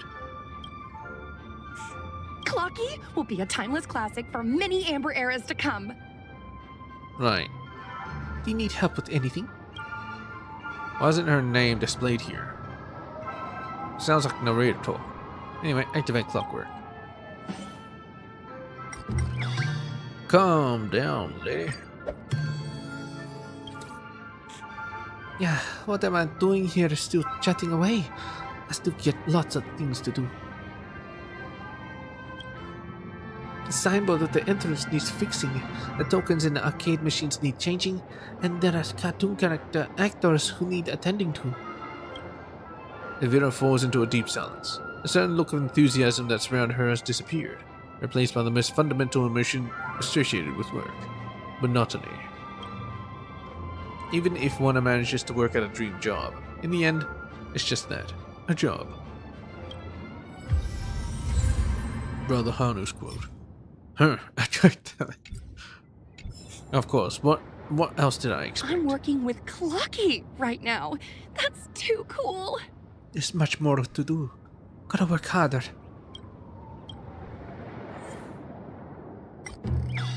Angry. Yeah, and will I get to join the family and see the real Clucky? Join the family? The real Clucky? Yeah, the alfalfa's told me that I'd get to know the real Clucky's secret if I became a family member. They actually did send someone to invite me previously, and I thought I was this close to succeeding. In the end, they got wind that I was only joining the family for Clucky, and rejected me. From their looks of disdain, it's like I said I wanted to add 2 slices of the moon to my waffle or something. Was it really that bad a desire?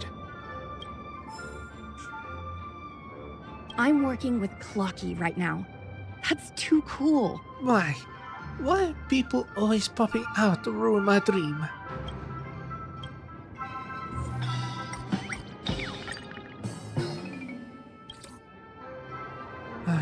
There are fewer and fewer people who like cartoons these days. The friends who used to binge watch the series with me quit early on. Everyone says they've got a lot of stuff to do, and they have no time to spend on such useless activities. I know the gravity of reality always shatters all fantasies, dragging them from the sky back to Earth. I knew this a long time ago, but I can't do anything to change it. But I believe that one day, when people are battered by the monotony of reality, they will once again cast their eyes on happier things. I'm willing to wait for that day to come. Rather, what else can I do besides wait for it? Alright. I'm getting a lot of broken dreams lately. What are you doing? I find this extremely suspicious. What are you doing? So, are we buds now, or what? Maybe not yet. Ask me later during a show or something. How about we wait for the urchins to start to perform again and speak then? Maybe I'll think you're my friend when there's a bit more light and noise. Okay.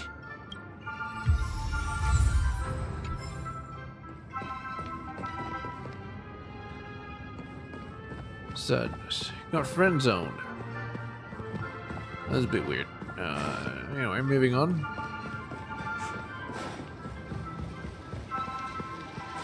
Yeah, they say the Peppershy are different race, but still. But still. Fucking hell, you can say that same about Lalafell. Look! Clucky's statue! Too bad I can't interact with it.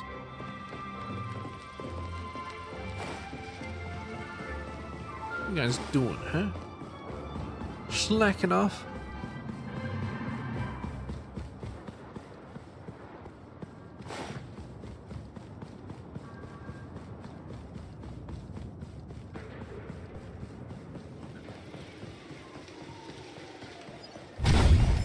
Oh, 3-1.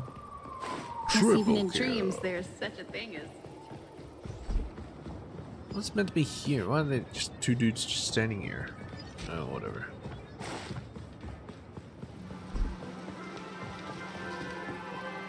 Guess even in dreams, there's such a thing as. How long has it been? Where is he? There's no sign of him anywhere. Maybe he has something he needs to do. Why don't we wait a little longer? Wait. Is that all you ever say? Ever since we started to go to movies with him, I've missed the opening credits every time.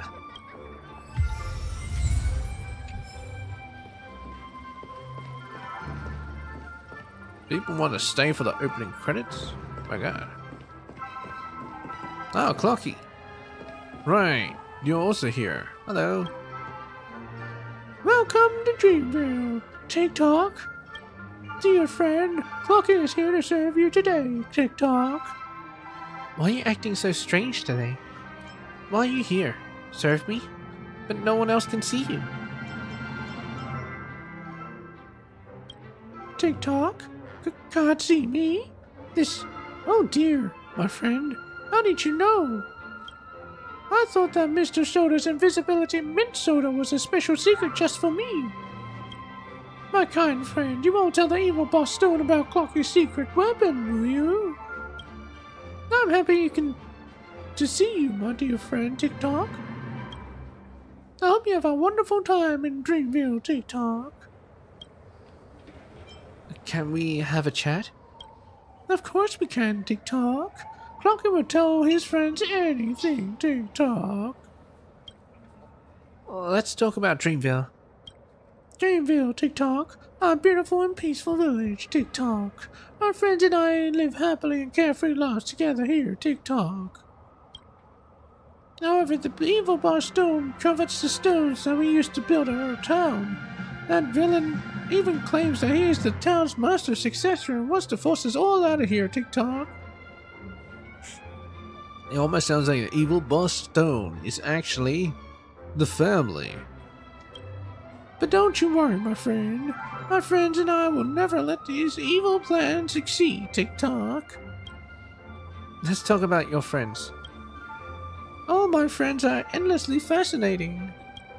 Brother Hanu is my most reliable companion. I can always relax with him watching my back, TikTok. Mr. Soda is the most cogent person in town. His sodas always get me brimming with energy, TikTok. Professor Owl and the Origami Birds, they created this town and they care for it like they would their own nest, TikTok. Then there is Miss Note, Mirror Princess, Old Man Wood, Hamster Bull Knight. Trust me, my friend, I know you love them all just like I do, TikTok. Miss Knight, Mirror Princess, Old Man Wood, Hamster Bull Knight. Let's stop here for now. No worries, TikTok. Well, half a year's work gone in an instant.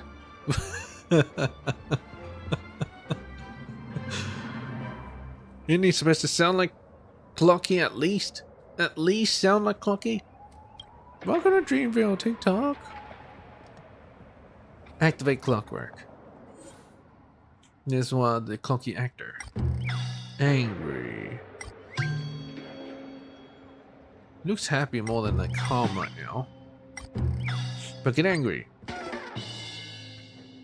Will he actually become angry, or would he transform again? I've had it! The Clocky before your eyes pants and breathes heavily. The angle of their thin, folded legs against the circular clock face shows 2:30 as the heavy hour hand sways back and forth within a quarter-hour interval. Those scum! They never do any work themselves. All they know how to do is give orders. Every other day is voluntary overtime, or we're cutting the half-year performance bonus. We're here daily from dawn until dusk, and the meager alfalfa credits they pay us aren't even enough for a slice of Clocky pizza after I've paid my hotel fees. We all love Clocky, but just because we're passionate about it doesn't mean that we're okay with being exploited. Even Boss Stone knows he can't just be evil without a solid reason. Dag nabbit, aren't cartoons supposed to bring people joy? Then why is it that ever since I came to Dreamville, I've lost all my happiness? Look at this son of a bitch. Half a year's work gone in an instant. Dreamville really is beautiful and peaceful. Ah, who am I kidding? Happy. Clocky is here to serve you, TikTok. Would you like to hear me introduce my friends, TikTok? Brother Hanu is my most reliable companion, TikTok. Not only do you take me and Mr. Soda to Clock Diner for a feast, You invited us to the Grand Theater for a recital, TikTok. Although I don't really understand such elegant things and I fell asleep halfway through, but I was really happy, TikTok. Wait a minute. wait a minute. 3 W's. He's not Warner. He's not Walter. He's Wolf. Whoop. There's Whoop.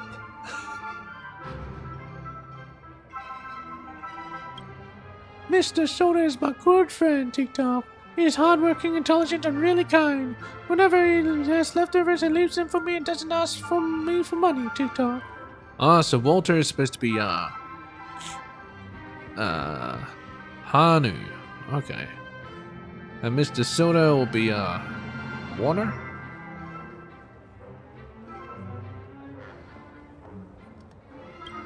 I'm so happy I became brothers with them, TikTok. I have lots of other good friends too. They're all wonderful people. I'll introduce you to them all when I get an opportunity, okay? Oh, Mr. Soda gave me this soul glad. I'll share one with you too, TikTok. Doesn't animation bring people joy? Sounds kind of angry there. They'll always be my best friends, TikTok. Yep. And you're gonna leave those behind. After a moment of silence, the clocky before you suddenly transforms into a haggard-looking man. What? Wulp. Aha, I knew it! I'm so sorry. I didn't feel very well. I don't feel very well. Could you give me a moment to rest? Of course. You're just clocking off right now, huh? Sorry. I know this is extremely unprofessional, but I just need to breathe for a moment.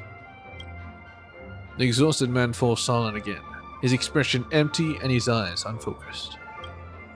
For some reason, you find yourself wanting to talk to him. Maybe his pitiable expression has inspired some kind of sympathy. Or maybe his depression is infectious. So you approach him and gently pat his slumped shoulders. Huh? Oh, sorry. I didn't notice you. Did you want to interact with one of the characters? There are more actors over there. Are you okay? Do you need help? You want to hear me whinge? Since you're still here, I'll take that as a yes. No consent. Silence does not mean consent. A man like me, well, how do I put this? I know that they all think I'm stupid. No one else at my age still thinks that people can rely on their dreams to make a living, right? At first, after I retired, I didn't listen to them and didn't use my fame to live off of advertising deals. Instead, I came running straight to Penacony to be a costume performer for my favorite clocky. In the end, this job was nothing like I imagined. It's worse, the hotel fees have used up the majority of my savings.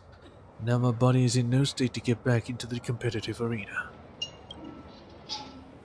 If you ask me, do you regret it? Even I'm not sure.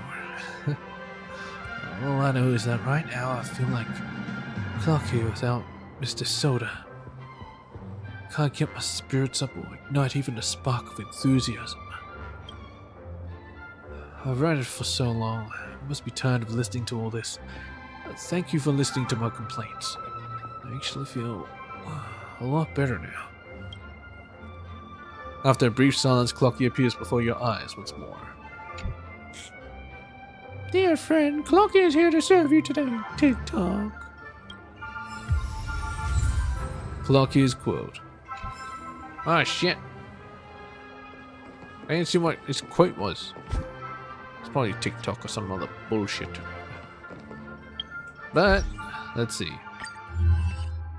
Sticker collection.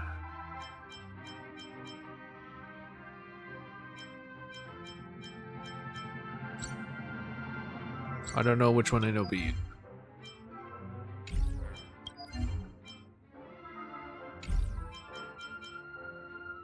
Probably this one, right?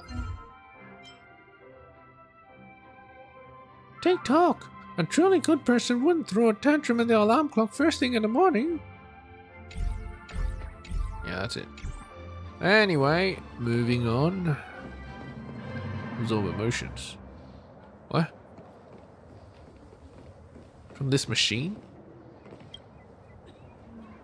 He's so calm and reliable, so strong and handsome.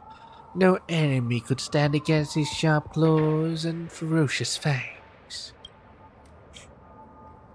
Wait, what kind of nonsense has got you hooked this time? Don't speak about him like that. He is perfect. Fine. So this man you've fallen for is...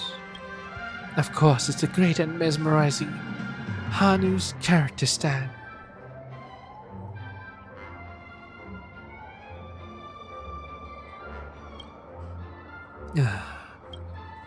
What is that reaction? This is a dream, you know.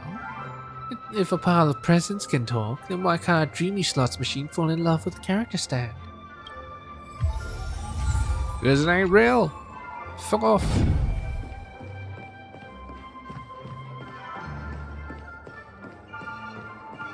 My friend, have we met before?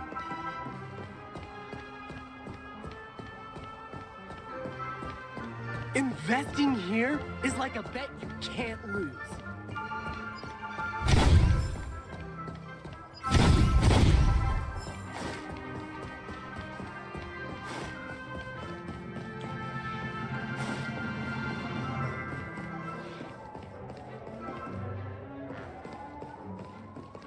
Warner. Oh, here's Warner. They're all here. Hey, Warner.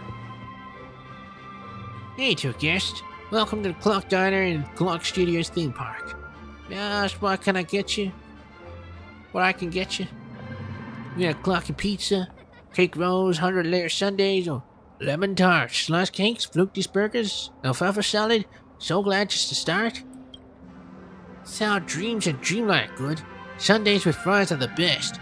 Pick a soda and syrup or crispy cones and popcorn beat all the rest. That was a great performance. Applause, yeah. Ah, thank you. Thank you. So, what can I get you? Are you up for a chat? Of course.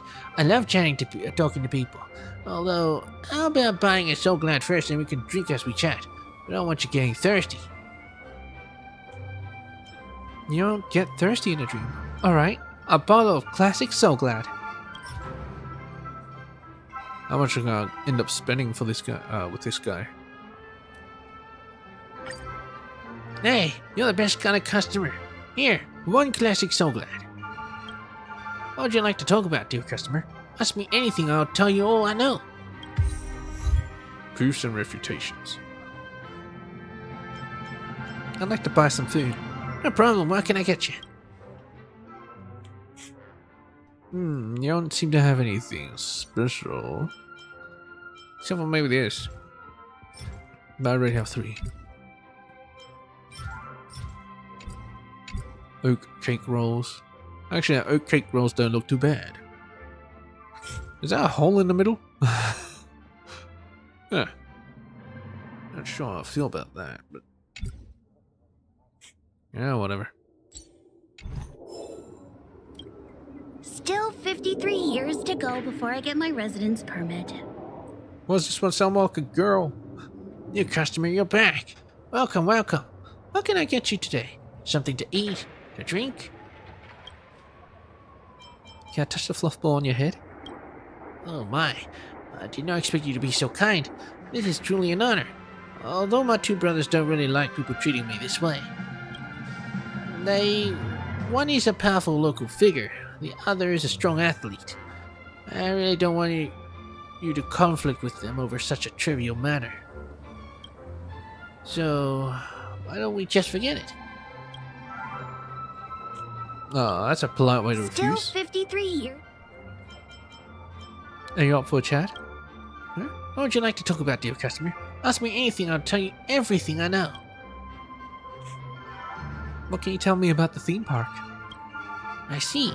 Clockshear's theme park belongs to Clock Studios. It is a theme park all about cartoon characters like Clocky, Brother Hanu, and Hamster Ball Knight. You can interact with costume performers who are dressed as cartoon characters and enjoy all sorts of entertainment based on these characters. But you can find all this information on the Dreamscape Pass. You want to hear something else? Go on, what are you trying to sell me this time? Forget it, I don't want to hear it. You know your stuff, dear customer. How about some sour dreams? Soft candy? They're great value for money, sour and refreshing. I guarantee you'll love them. Alright, I'll tell you something interesting. I have a friend who was once a celebrated athlete throughout the galaxy. He could cover a whole wall with the gold medals he's won. But guess what? After he retired, he immediately came running here from far away to start work as a costume performer. He retired. Do you know how much he loves Clocky? He's seen every single episode. Isn't that amazing? Next time you're here to play, keep an eye out. You might just run into him. Want to try some tasty snacks? Why not tell me about yourself? Hey, there's nothing much to say about me. I'm just a plain old dream chaser. You couldn't pick me out of a crowd. But you, well, look at you. I know you're someone special. What do you do? I'm just an ordinary nameless. You couldn't pick me out of the universe. Oh my, I knew it. You're a big shot. As we're friends now, don't forget to come and help me out with business, okay?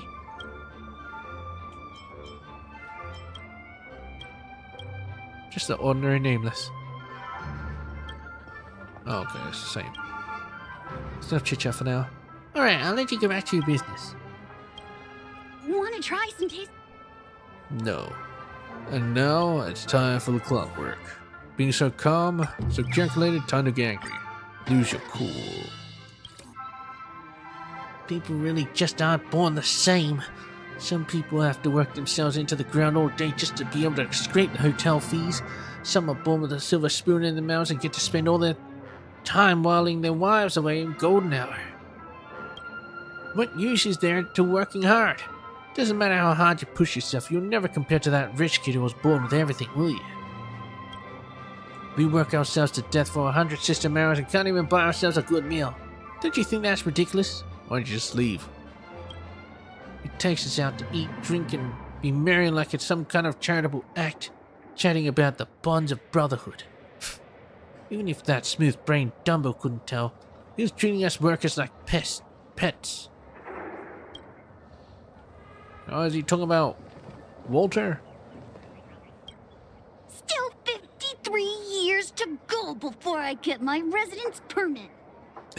A residence permit. Do you know that I hate the most? I hate those arrogant, self-important natives more than anything.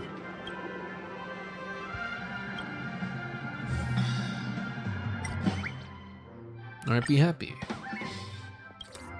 Gonna give me something for free? Thanks to that burly oak, there's been far fewer people coming in and picking fights for free food and discounts. How could someone be so slow? Give him a little bit of charity and he's kissing your feet. He's so easy to please. Give him some leftovers and he'll come running to take care of your dirty work and chores. Seriously, every time I see him, I feel a lot better about myself. Oh, don't say that about Wolf. He was an athlete, a gold medalist. Now he's in even more dire straits than I am and taking orders from me. Hey, Solitude. Want to try some taste? Man, this Warner is actually the worst of the lot.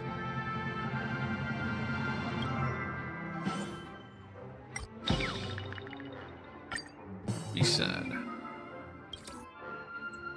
You think I don't know that all this, as long as you work in Punta County for 30 years, you can get a permanent residency stuff is all lies? That's right. I keep my eye on the family's talent acquisition policies and count those useless, ridiculous credits every day. But people need ambition, right? So there's no way for me to be born at the finish line like they were. I just have to find a way to run faster than everyone else around me. People can't allow their lives to become so tragic when they even lose their right to dream, can they? Alright, whatever. Investigate? I'll try to investigate about this. Boss, What's going on? the actors are on strike again.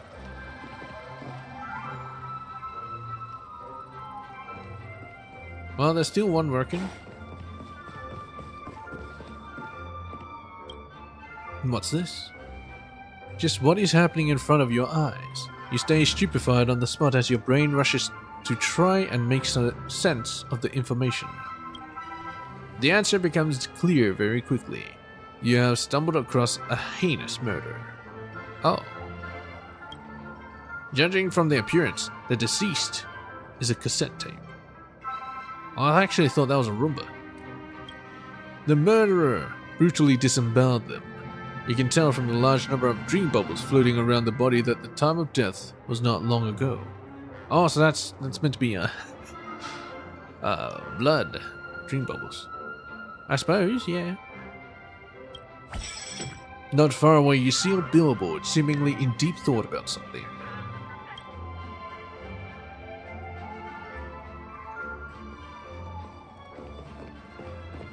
Hello. My young friend, I am sorry that our first meeting is under such dire circumstances. Allow me to introduce myself. I am Penacony's newest detective, though I do not have official certification yet.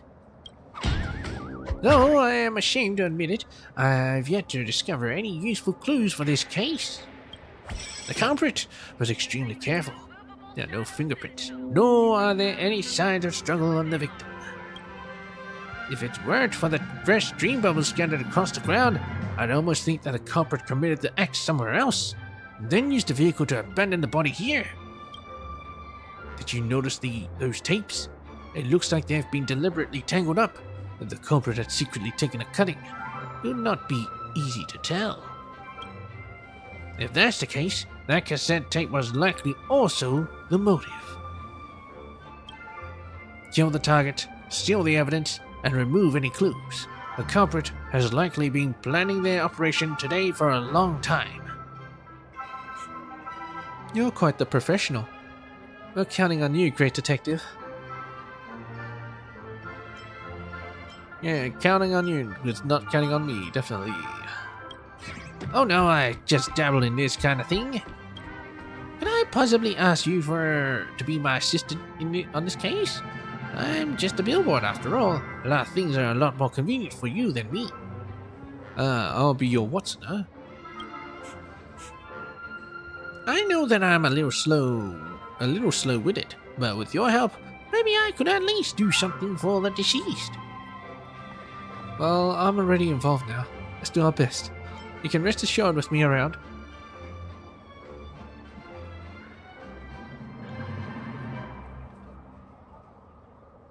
Yeah. Thank you for your kindness. I'll try to piece the clues together. Would you be able to go and interview the witnesses around here and see what they have? Whether they have any important leads? The popcorn and soda couples are residents here. They should know something about our victim.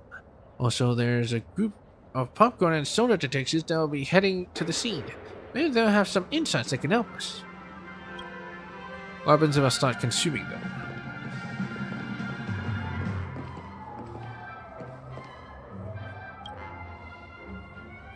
Caramel popcorn.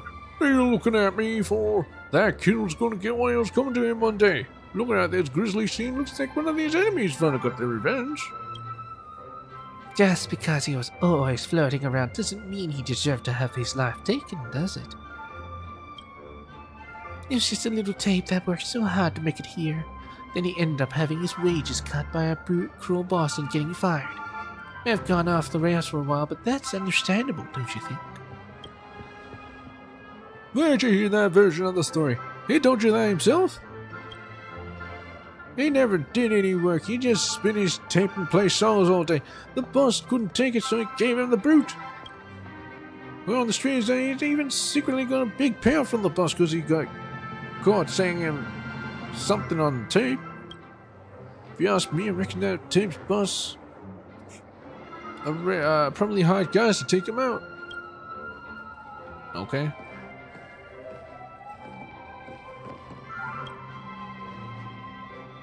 That damn kid, always playing songs super loud in the middle of the night. If I wasn't too lazy to move, I'd have gone out there and introduced him to my hammer. Sweetheart, calm down. If someone hears you and thinks you are the murderer, let's just go on with our lives and not sink to those nasty gangsters' level. I'd love to calm down, but that little runt borrowed 1,000 alfalfa credits from me and hasn't returned it. If he didn't gamble that money away, he must have spent it getting drunk and partying with those local thugs. Let's head back home. Last night, his terrible gutter music was so loud I'm still exhausted. I lost all my fizz. Now you've wound me up again saying that. I should head over there and give him a good kicking. Alright. Let's go home. Let people see you causing a scene. Oh, they're actually gone. They're the murderers.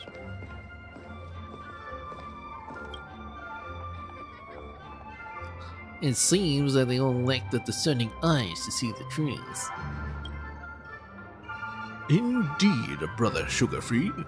They are all too sweet. The sugar in their minds has made their brains sticky.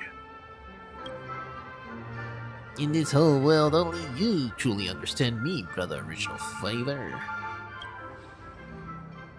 The culprit did not intend to kill him. They just happened to unexpectedly hit the victim with their car while driving. Unaware of what had happened, they continued to drag the victim forward with their car. And that is the only reason that this tape would have been stretched so far. Stretched? What do you mean stretched?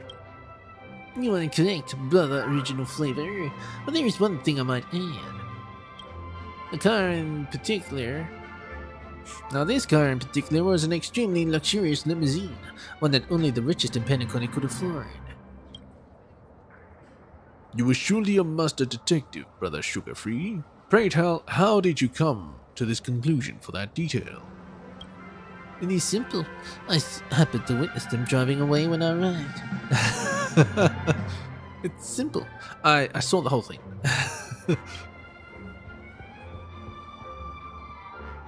Oh, brilliant. Well, we know who did it.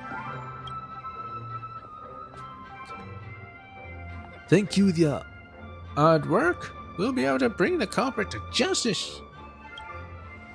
I saw you standing by those two popcorns for a while. Did you ever hear any information? He and his boss have had disagreements. His boss is the murderer. Don't worry about the case. Just go and play.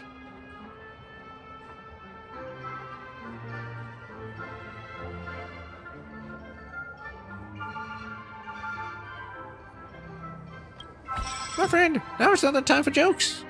The deceased is waiting for us to bring him justice. Oh, so a couple. What'd they say?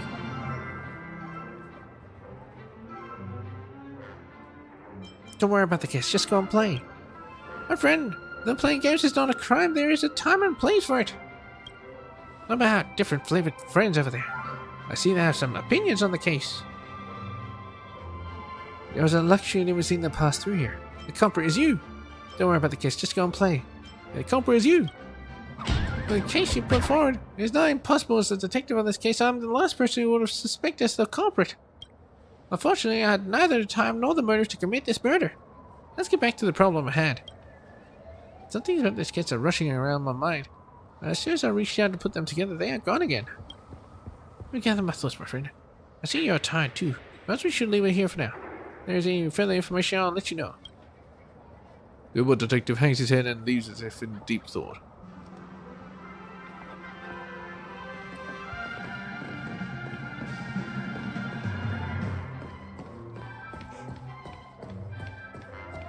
Oh well.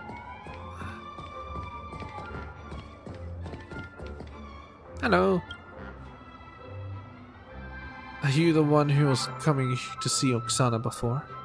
What? Don't tell me her conscience got the better of her and she'd like to cut us a half-price deal now. Huh. Knowing her, there's more chance of the IPC converting to AHA than that there is of that ever happening. Isn't she a galactic activist, though? Activist? Oh my. Well, that's the funniest thing I've ever heard in my life. Let me guess what she told you. Now, since my childhood friend died in the name of charity, I've taken up her mantle and dedicated myself to relieving the torments of war. And that's why we decided to establish this foundation of ours. Take a guess how many times she's given this spiel before, and how much investment she's swindled out of people. But what about the foundation? You want to know the real reason why the foundation was established? Money laundering. They take that money and invest it into weapon manufacturers, and then use the foundation to pull the wool over people's eyes. It's a shrewd hustle. A big shot philanthropist throughout the galaxy. Don't make me sick. Every time there's another ding-dong on that bank account, a new shipment of arms sets sail. I wonder which part of the story I'd like best. Whenever any conflict reaches a ceasefire, the Foundation's humanitarian relief supplies will be dispatched to the planet alongside a small army of photographers. And then they'll say, please put down arms and let everybody negotiate peacefully. I'm telling you, the best job for her isn't being an arms dealer, arms trader, but rather a stand-up comedian. Just a bunch of clowns. What was that line she's just pulled? Keep on being kind, kid. Well, there's no use telling you all this. I have to hurry back to deal with that president of ours. Once I finish putting down the uprising, my forces will be executing that two-faced maggot too. She was hedging her bets.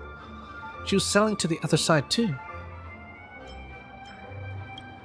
Listen, buddy, to be honest with you, I've met a lot of crooks in my time, so I kind of like you. But let me remind you that this universe isn't as innocent as you think it is.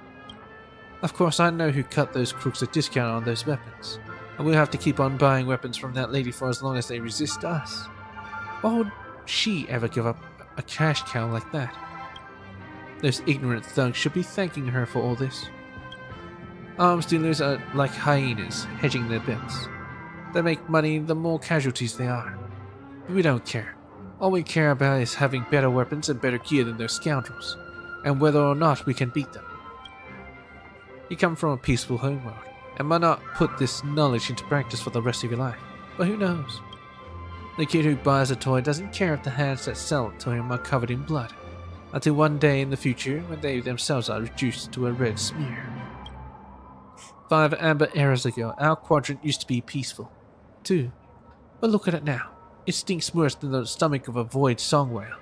That's war for you. You just never know when it'll fall on your head. Then the swarms of armed dealers and mercenaries will come, flocking to the scent. The smell of profit is so sweet that with one whiff, you'll never be able to wean yourself off it. So long, buddy. I hope we never have to meet again on the battlefield at the end of the cosmos. Well, I've been confronted. I already knew this. I knew it all. All of it was within my purview.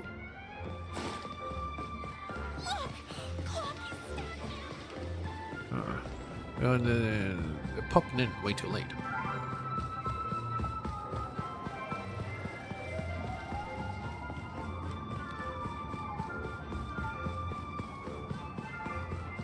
Hey, Walter, I met your buddies. He's gone and lost.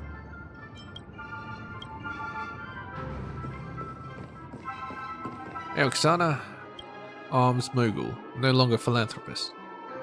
Oh, she looks so angry. Kid, what are you doing back here? Is it good news? Must be karma repaying your kindness. You lied to me. I know everything. Games within games.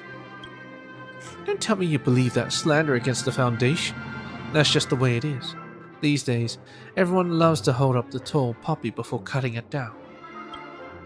It's fine if you want to insult me, but I will never stand for people criticizing everyone else's hard work. Is inciting war part of your charity? Looks like you figured everything out. If you ask me, kids shouldn't work themselves up about grown-up things, or they won't be able to sleep at night. And besides, I was never the instigator. They came to me with their request, and I just helped them light the fuse. All I'm doing is following basic business etiquette by giving customers the products they need. Kid, there's no such thing as right and wrong in the world outside the dreamscape. Having money and staying alive so you can spend the money. That's the only truth there is. If you were in my shoes, what would you do? That's cold hard cash we're talking about. If I pulled it all out of the bank, the stacks would cover up a mountain. No, make that a whole mountain range. As long as the rebels have enough steam to resist, then the junta's weapon orders represent a bottomless pit, funneling money stolen from the people directly to us. Therefore, the rebels cannot win, but they can't lose either. It's just like that old fable about the frog carrying the scorpion across the river. Ah, no. It's casting a long line to catch a bigger fish. Don't give me that snide look. I'll have you know that without my supplies, they wouldn't even get the chance to resist. The state's machine of oppression would just eradicate them before nightfall, roots and all. I think that would be preferable to this false hope that you're giving them. And what's more, I'm always asking the Foundation to put this money back into aid to help war refugees. If you round everything up, am I not actually helping the people get their own money back?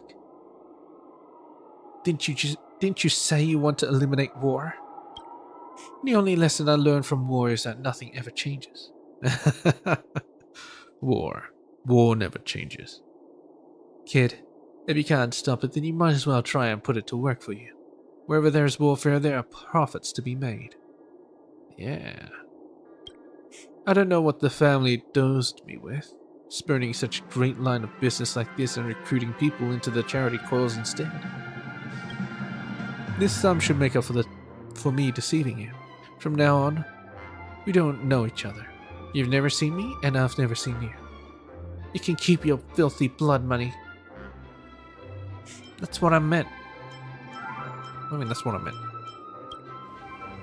That's right. What's it to us whether those people live or die? Making money is the be-all and end-all.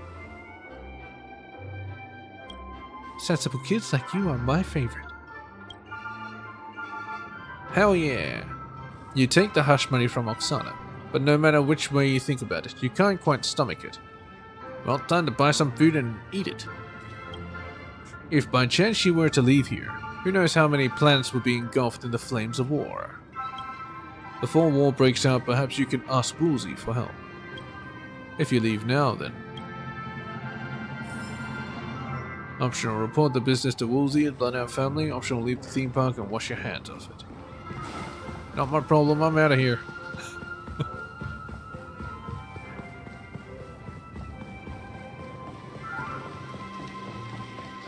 Ah, Woolsey's here.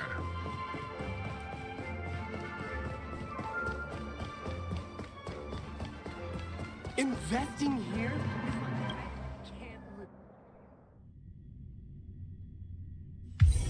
It's getting late. Dishonored legacy. Where to now? Philanthropist. The helpers and malefactors are the same group of people. Nice. Shut the fuck up. Watch your step now. Well, it seems like it's all done. You have anything new, Dr. Edward? Welcome to the Dreamscape sales store. Dr. Edward at your service. Yeah, what kind of dream? Let's see what you have. The same stuff. Yeah, it's just materials. I don't need this.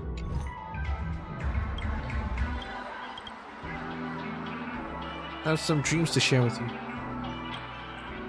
Okay, then I'm willing to offer a good price if they're particularly interesting. Share a dream about the Celeron Hunter. Start describing your wondrous dream to Dr. Edward. In this dream, you assume the role of an ordinary elementary school student, residing in an ordinary city of an ordinary country on an ordinary planet. Interestingly, this dream is one of the most peculiar ones you've ever had, as you have no concept of what a typical school is like.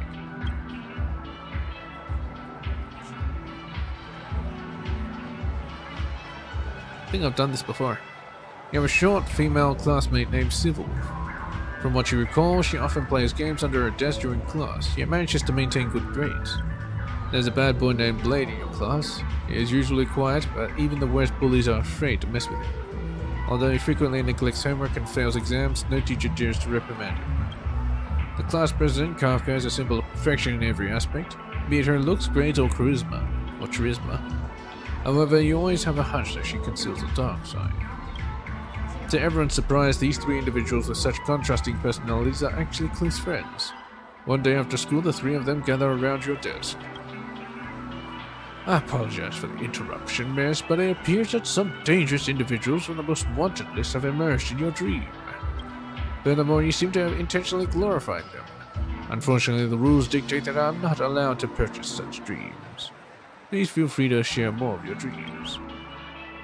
Anyway, yeah, I'm pretty sure I've done that. There's nothing else. Okay, so let's go read some books, I guess. Maybe one book. Some brochures or something.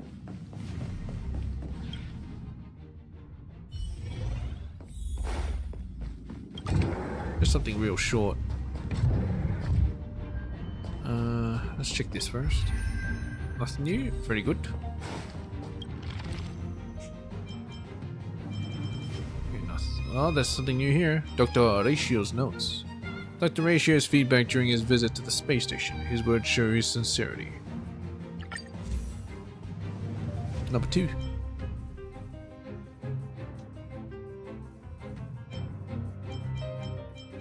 About Scarabas. It's always go big or go home with these geniuses. The technology department will never be able to come up with such a nonsensical research method. If you see this note, I wish you luck. I would turn around right now if I were you. Oh shit.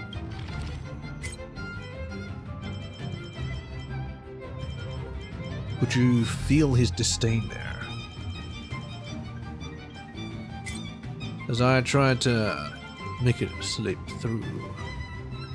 There's so much shit. So Glad Cyclopedia, so the Scream Shockwave issue, Honors Adventure, Planet Festivities, Hemo Chamonic Strings, Clocky and Mirror Princess, My Romantic Encounters, a scroll note.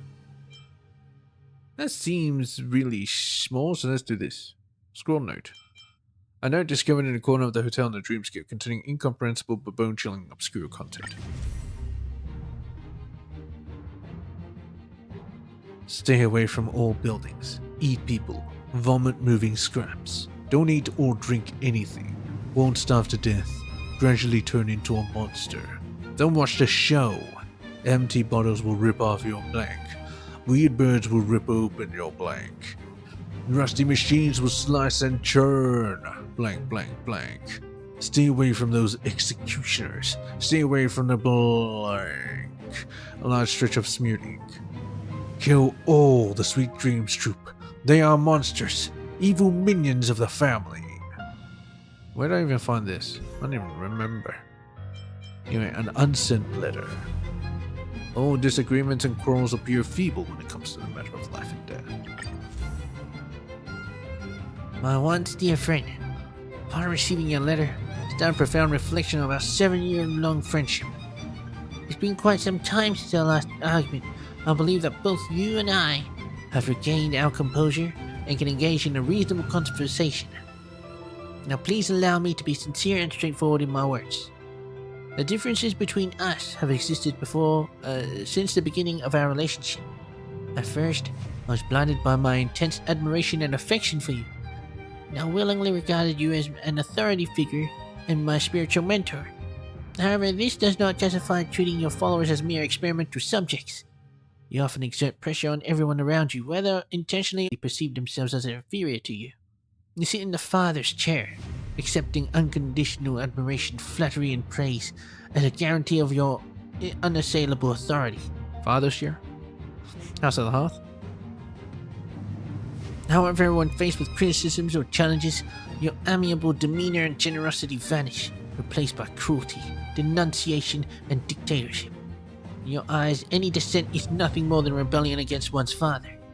Even though my intention is to further refine the valuable insights you have discovered, you accuse me of harboring patricidal motives, and claim that my efforts to expand upon your doctrine are an attempt to undermine your unshakable fortress. However, isn't your obsession with authority an outward display of your pathological dependency? With all due respect, you simply derive your sense of security from the love and approval of others. You rely on it for your emotional stability. Obviously, I'm not the only friend who's distanced himself from you due to your differences in ideals. Admit it, you don't seek friends, but rather compliant children who lack independent opinions. Frankly, your authority and obstinacy now appear rather absurd in my eyes. Yours, frank and outspoken, Carl. Are you talking about Alakino? Good dang. What did Alakino do to him? A letter of diffidation. A letter to end the friendship from a former friend, announcing the complete termination of their relationship. Well, you need to write a letter for that? To the traitor of the school of thought.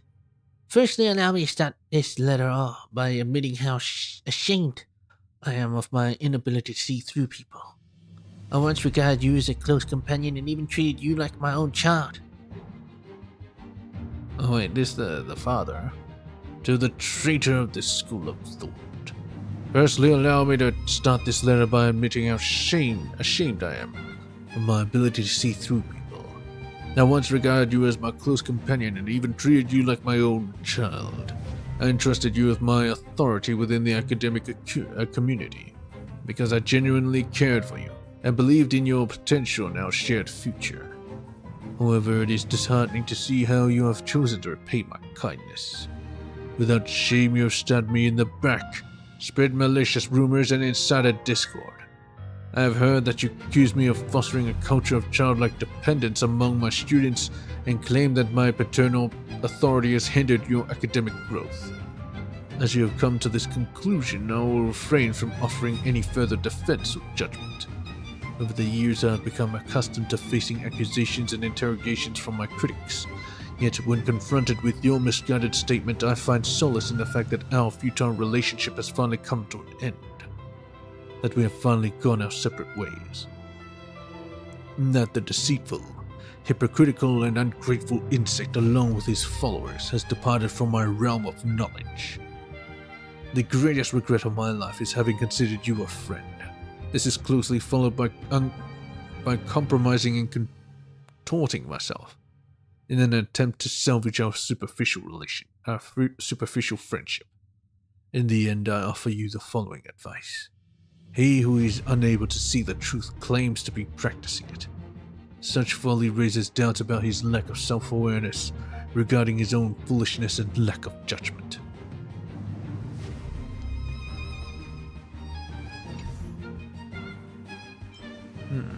I wonder who's right. Anyway, moving on. My romantic encounters. A lady's notes on her romantic encounters. Oh, sure. That's a long note. My romantic encounters. Danny is a very cute small gentleman. Well, if that mature and composed Peppish you were here to hear such a compliment, you'd likely don a serious expression and stroke his mustache. But seriously, the stark contrast between his childlike and adult qualities adds to his overall charm. He is honest, open-minded, and optimistic while also displaying intelligence and diligence in his work. He is calm and reliable while working, making him quite charming. However, that doesn't imply that we should take our relationship any further. While I hold admiration for him, that is the full extent of my emotions.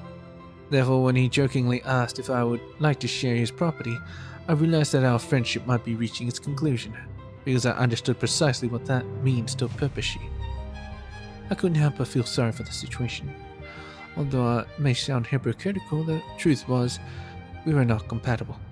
While he is a remarkable entrepreneur and already made a name for himself within the Alfalfa family at a young age, the outstanding qualities that contributed to his success didn't quite align with our relationship. Outstanding qualities that contribute to his success. Did he do something evil? From my perspective, even the closest of companions require a certain level of distance and privacy. The idea of being constantly together with someone else is difficult for me to imagine. However, when a pepper sheet develops feelings for you, their attention becomes solely focused on you. This can feel burdensome. Danny will undoubtedly find someone deserving of his wholehearted devotion. But that person should not be me. June 10th. Today is perhaps a memorable day as I had a pleasant conversation with her Halovian. This race is indeed the beloved of all creations, and it comes as no surprise that they are often described as divine beings or angels, with their elegant and mysterious smiles, enchanting and captivating voices, and stunning and lovely appearance. They're destined to attract attention. Mr. Leslie turned out to be more approachable than I had initially expected. We watched a movie together and enjoyed a dinner. Our conversation flowed effortlessly, and he shared stories about how envoys of the family descended during Pentecost crisis and turned the issue to the planet's favor, as well as the Halovians' efforts in constructing the city of sweetest dreams for the aeon of harmony they worship. These stories were captivating, and the atmosphere between us was light-hearted. He even kindly escorted me back to the hotel. I appreciated his friendliness and kindness, and I found his beauty captivating. However, there was an undeniable sense of detachment on him that I couldn't overcome. Perhaps I'm being overly sensitive, but upon reflection, continuing this encounter might not be worthwhile. After all, it is said that voice of a Halovian's heart is shared only among their own kind. My god, she's being too picky. In the end, she's just gonna end up alone. June 30th. 20 days later. Mr. Screwbro. A Screwlum machine? What was it called? Oh, whatever. As a refined and sophisticated gentleman, or perhaps the term maestro would be fitting. I must admit that prior to my arrival in Pentecost, I held certain prejudices against Intellitrons, that's it, due to certain rumors. After all, the actions of Emperor Rupert are well known throughout the cosmos. However, the Intellitrons here, they are elegantly dressed and display courteous behavior. During my conversation with Mr. Screwbro, I could sense his genuine curiosity and respect for organic life. His intellect shone through his wise and humorous remarks. Occasionally his questions took an unconventional or cunning approach, yet they never caused any offense. Through our discussions I gained insights into various intriguing aspects of the inorganic life zone, such as their customs, culture, beliefs, and values. Engaging in rational exchanges like this allowed me to catch glimpses of their souls amidst the sparks of knowledge. I find this unique race to be absolutely fascinating. Their rationality and purity possess an irresistible allure to me. I'm willing to invest more effort into understanding their kind. Perhaps among them I may discover a kindred spirit, or even a soulmate. July 1st. I hereby am declaring, I have fallen in love. The instant I caught sight of the girl in the crowd, I knew she was the one. Oh? Rational thinking became meaningless when she smiled at me, and logic lost its value when she spoke to me. Her eyes, like precious jewels, ignited my desire and illuminated my life. Unfortunately, despite my efforts to establish a connection with her, she showed no further interest in me. But that doesn't matter. She will eventually see me, and someday her gaze will forever be fixed upon me. Okay.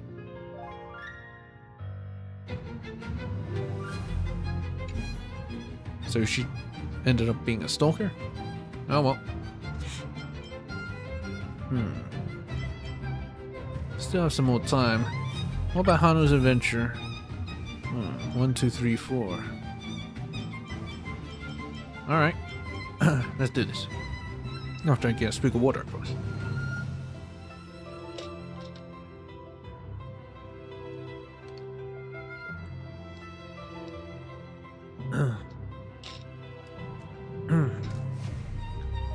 is Part 2. Chapter 1.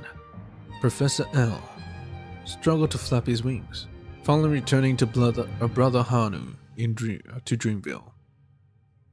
The once prosperous Dreamville lay in a state of disrepair, with ugly sculptures of Boston scattered everywhere. Crocodiles roamed the streets, brazenly caused trouble for the residents. They wreaked havoc, destroying the houses that the origami birds meticulously built, kicked over Miss Note's splendid stage, gulping down all of Mr. Soda's sodas, and messing around with Old Man Wood's carefully trimmed canopy. Professor Blank, well, it's probably Al. The crocodiles have invaded the dreamscape. Really? Well, maybe they've made an unwise choice. Witnessing the chaotic scene, Brother Hanu recalled the time when this place was once the Nightmareville, letting out a humph in fury. He vowed to defeat the villainous Boston despite his diminished size. Professor L, witnessing his student being bullied, also grew furious. Hoot! We'll teach that cursed Boston a lesson. Brother Hanu, let me assist you. Professor L soared to the rooftop of the town hotel, a location hidden from Boston's view. He hooted, summoning all the origami birds in town. His little helpers painted the sky with vibrant colors. Professor? Blank. Oh, Al. How did you manage to let Nightingale? I have faith in these youngsters. No one knows about weapons in the dreamscape better than they do. Boston and his minions were taken aback by the overwhelming number of origami birds. They'd never seen so many birds. Professor L handed them some secret blueprints, and after reading them, the birds wiped away their tears, regained their spirits, and began working on top of the houses occupied by Boston. Before Boston could react, the entire town underwent a transformation thanks to the origami birds. Mr. Soda's bottle shack turned into a formidable cannon. Miss Note's Scala cruise became a battleship, and even Old Man Wood's oak mansion transformed into a wooden dinosaur ready to devour crocodiles.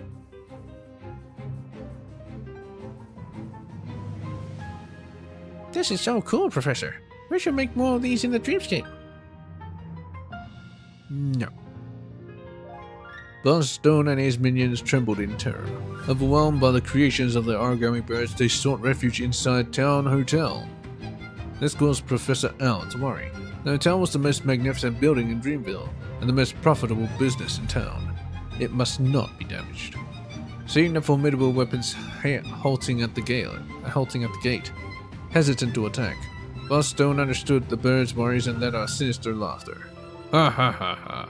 You dare not attack me, you stupid birds! Minions, come to me! Toss some lit matches and torch these monsters down to ashes! The crocodiles hurled and ignited the ignited matches at the origami birds' weapons, reducing them to ashes.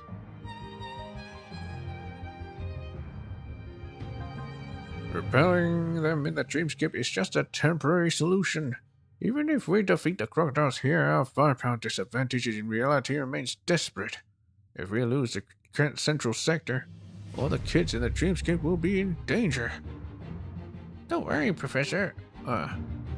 Al, we still have Hanu. Oh right, Brother Hanu has returned, and he is the protagonist of this tale. However, with his tiny size, how is Brother Hanu expected to defeat those colossal crocodiles with their fearsome jaws? Professor Al furrowed his brow. The origami bird sighed with concern, and even Clocky, transformed into a statue, reflected worry in his eyes. However, Brother Hanu remained resolute, his expression unwavering as he silently advanced toward the hotel. He led her a confident, Chapter 2. Most of their forces are probably deployed on the front lines, but they definitely have some troops guarding their main vessel. So be careful, Hanu. Hanu infiltrated the hotel unarmed, while Boston's minions patrolled the corridors, fearful that someone might steal the treasures amassed by their boss here. Thanks to his small stature, Brother Hanu skillfully evaded the villains within the hotel, his eyes scanning for any signs of Boss Stone. Upon entering the lobby, Brother Hanu spotted Lieutenant Chitters, Boss Stone's trusted sidekick. Lieutenant Chitters was an even larger crocodile than Boss Stone, creating an impenetrable barrier that not even a mosquito could pass through. Before a single shot from the Hanu launcher would have dealt with this big oaf. Now, however, Hanu needs to come up with another plan. I trust in your abilities, but with your current stature, it's best to not go head-to-head with someone in high-grade IPC battlesuit. What now? As Hanu hid atop a storage shelf to brainstorm, Lieutenant Chitters suddenly came walking over. Chit, Chit! I think I smell the scent of a wolf! Confronted with the approaching Lieutenant Chitters, Brother Hanu had no means of evasion. A clash became inevitable. Bracing himself for the battle, Brother Hanu lunged at Lieutenant Chitters. However, Lieutenant Chitters didn't even notice the tiny Brother Hanu and accidentally swallowed him whole in an instant. Well, had Brother Hanu been devoured? Clamorous sounds of mechanical collisions, roaring and gunshots. Chit! Is something wrong with my nose? The dumb crocodile glanced left and right, scratching his head in confusion. Lieutenant Chitters felt something between his teeth, but paid it no mind. After all, this sloppy crocodile never bothered to floss his teeth. That's how Brother Hanu escaped his jaws. Brother Hanu deftly maneuvered between Lieutenant Chitters' razor-sharp teeth and made his way through the dangerous mouth, hiding inside a tooth cavity. I told you not to engage in a head-on clash, Hanunu. You really should have listened. Alright, Professor, we both know your style. Well, now that you're inside the Mecca, you won't rouse any suspicion from the guards, and the life support devices contained within will help you address your injuries. With that, Hanu found the best hiding spot. Chapter 3. Brother Hanu managed to stay safe, but simply hiding in wouldn't cut it. He had to find Boss Stone and defeat him, or else Dreamville would be taken over by the crocodiles. However, how could Brother Hanu locate Boss Stone while trapped inside Lieutenant Chitter's tooth cavity? Not to worry though, our cool hero Hanu will always find a way. Yeah, he always finds a way. After all, he's the head of the Bloodhounds and the legendary rebel who has sparked countless revolutions. Inside Lieutenant Chitter's mouth, Brother Hanu meditated, but the crocodile's terrible breath assaulted his delicate nose. Unable to bear it any longer, he let out a disgusted Chit! Brother Hanu? I heard Brother Hanu's voice? The startled Lieutenant Chitters, who anxiously searched every corner for Brother Hanu, but to no avail. Watching Lieutenant Chitter's funny reaction, Brother Hanu came up with a brilliant idea. He kept making noises inside Lieutenant Chitter's mouth, confusing the crocodile more and more. They know someone has infiltrated their capital ship. A portion of their forces are returning to defend. Be careful, Hanunu. But I think they won't expect to find you hiding in the armored mechs that are looking for the prisoner. Chit, where are you, Brother Hanu? Lieutenant Chitters frantically searched, almost tearing the hotel upside down. He sensed Brother Hanu's presence right next to him, but couldn't find that cool, dark figure no matter what.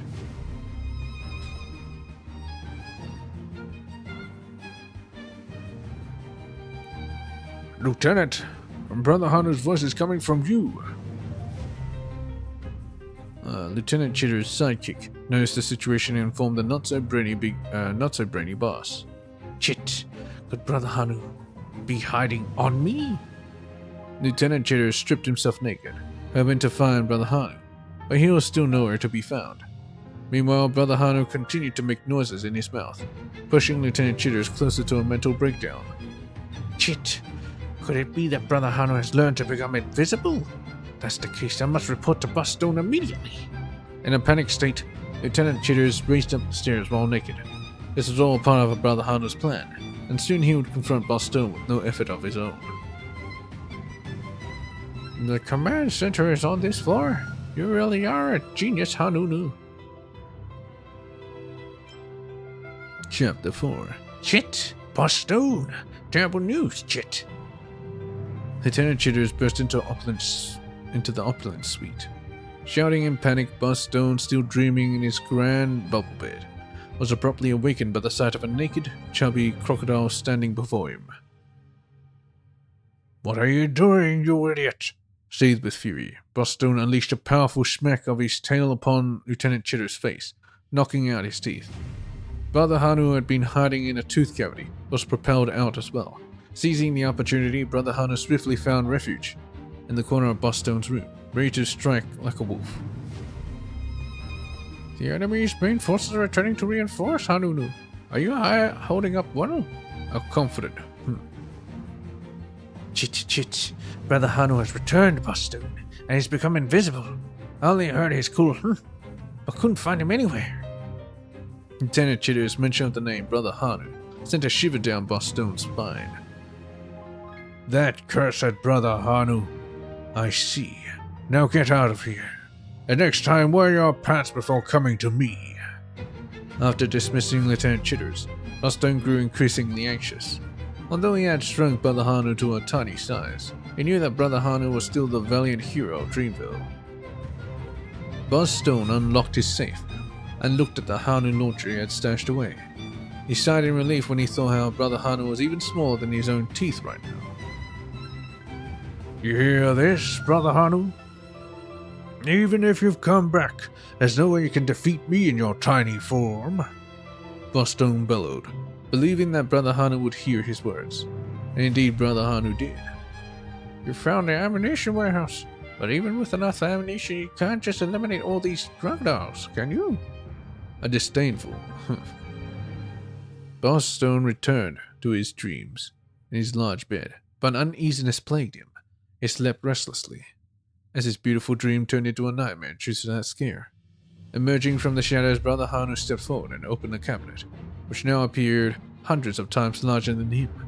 He stepped inside. What did you say? Wait, Hanunu, no! Chuckling. The Hanu launcher was right in front of him. Tiny Brother Hanu struggled to carry the ammunition and load it into the weapon. Stop it, Hanunu! You can't do that! Disapproving.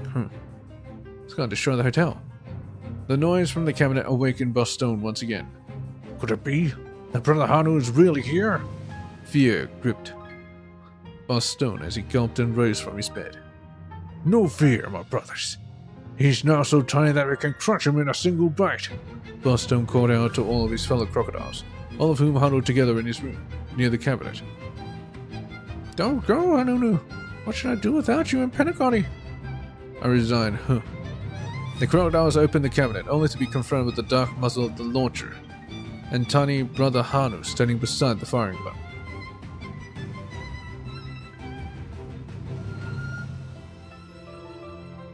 I'm sure you can do it because you are the watchmaker. The Brother Hanu let out a cool and stepped on the firing button.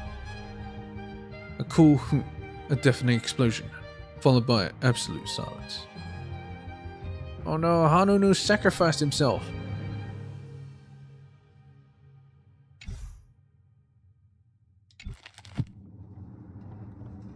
Oh no, he sacrificed himself so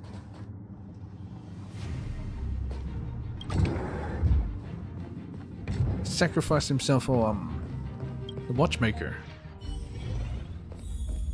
Before Clocky. I think that was Clocky talking, not really Professor Al.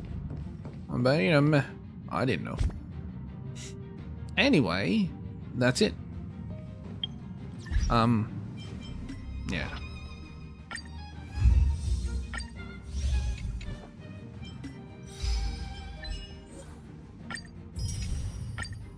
Let Oksana go. Of course! Small gift for the youngest member of the crew, Himiko. Nice.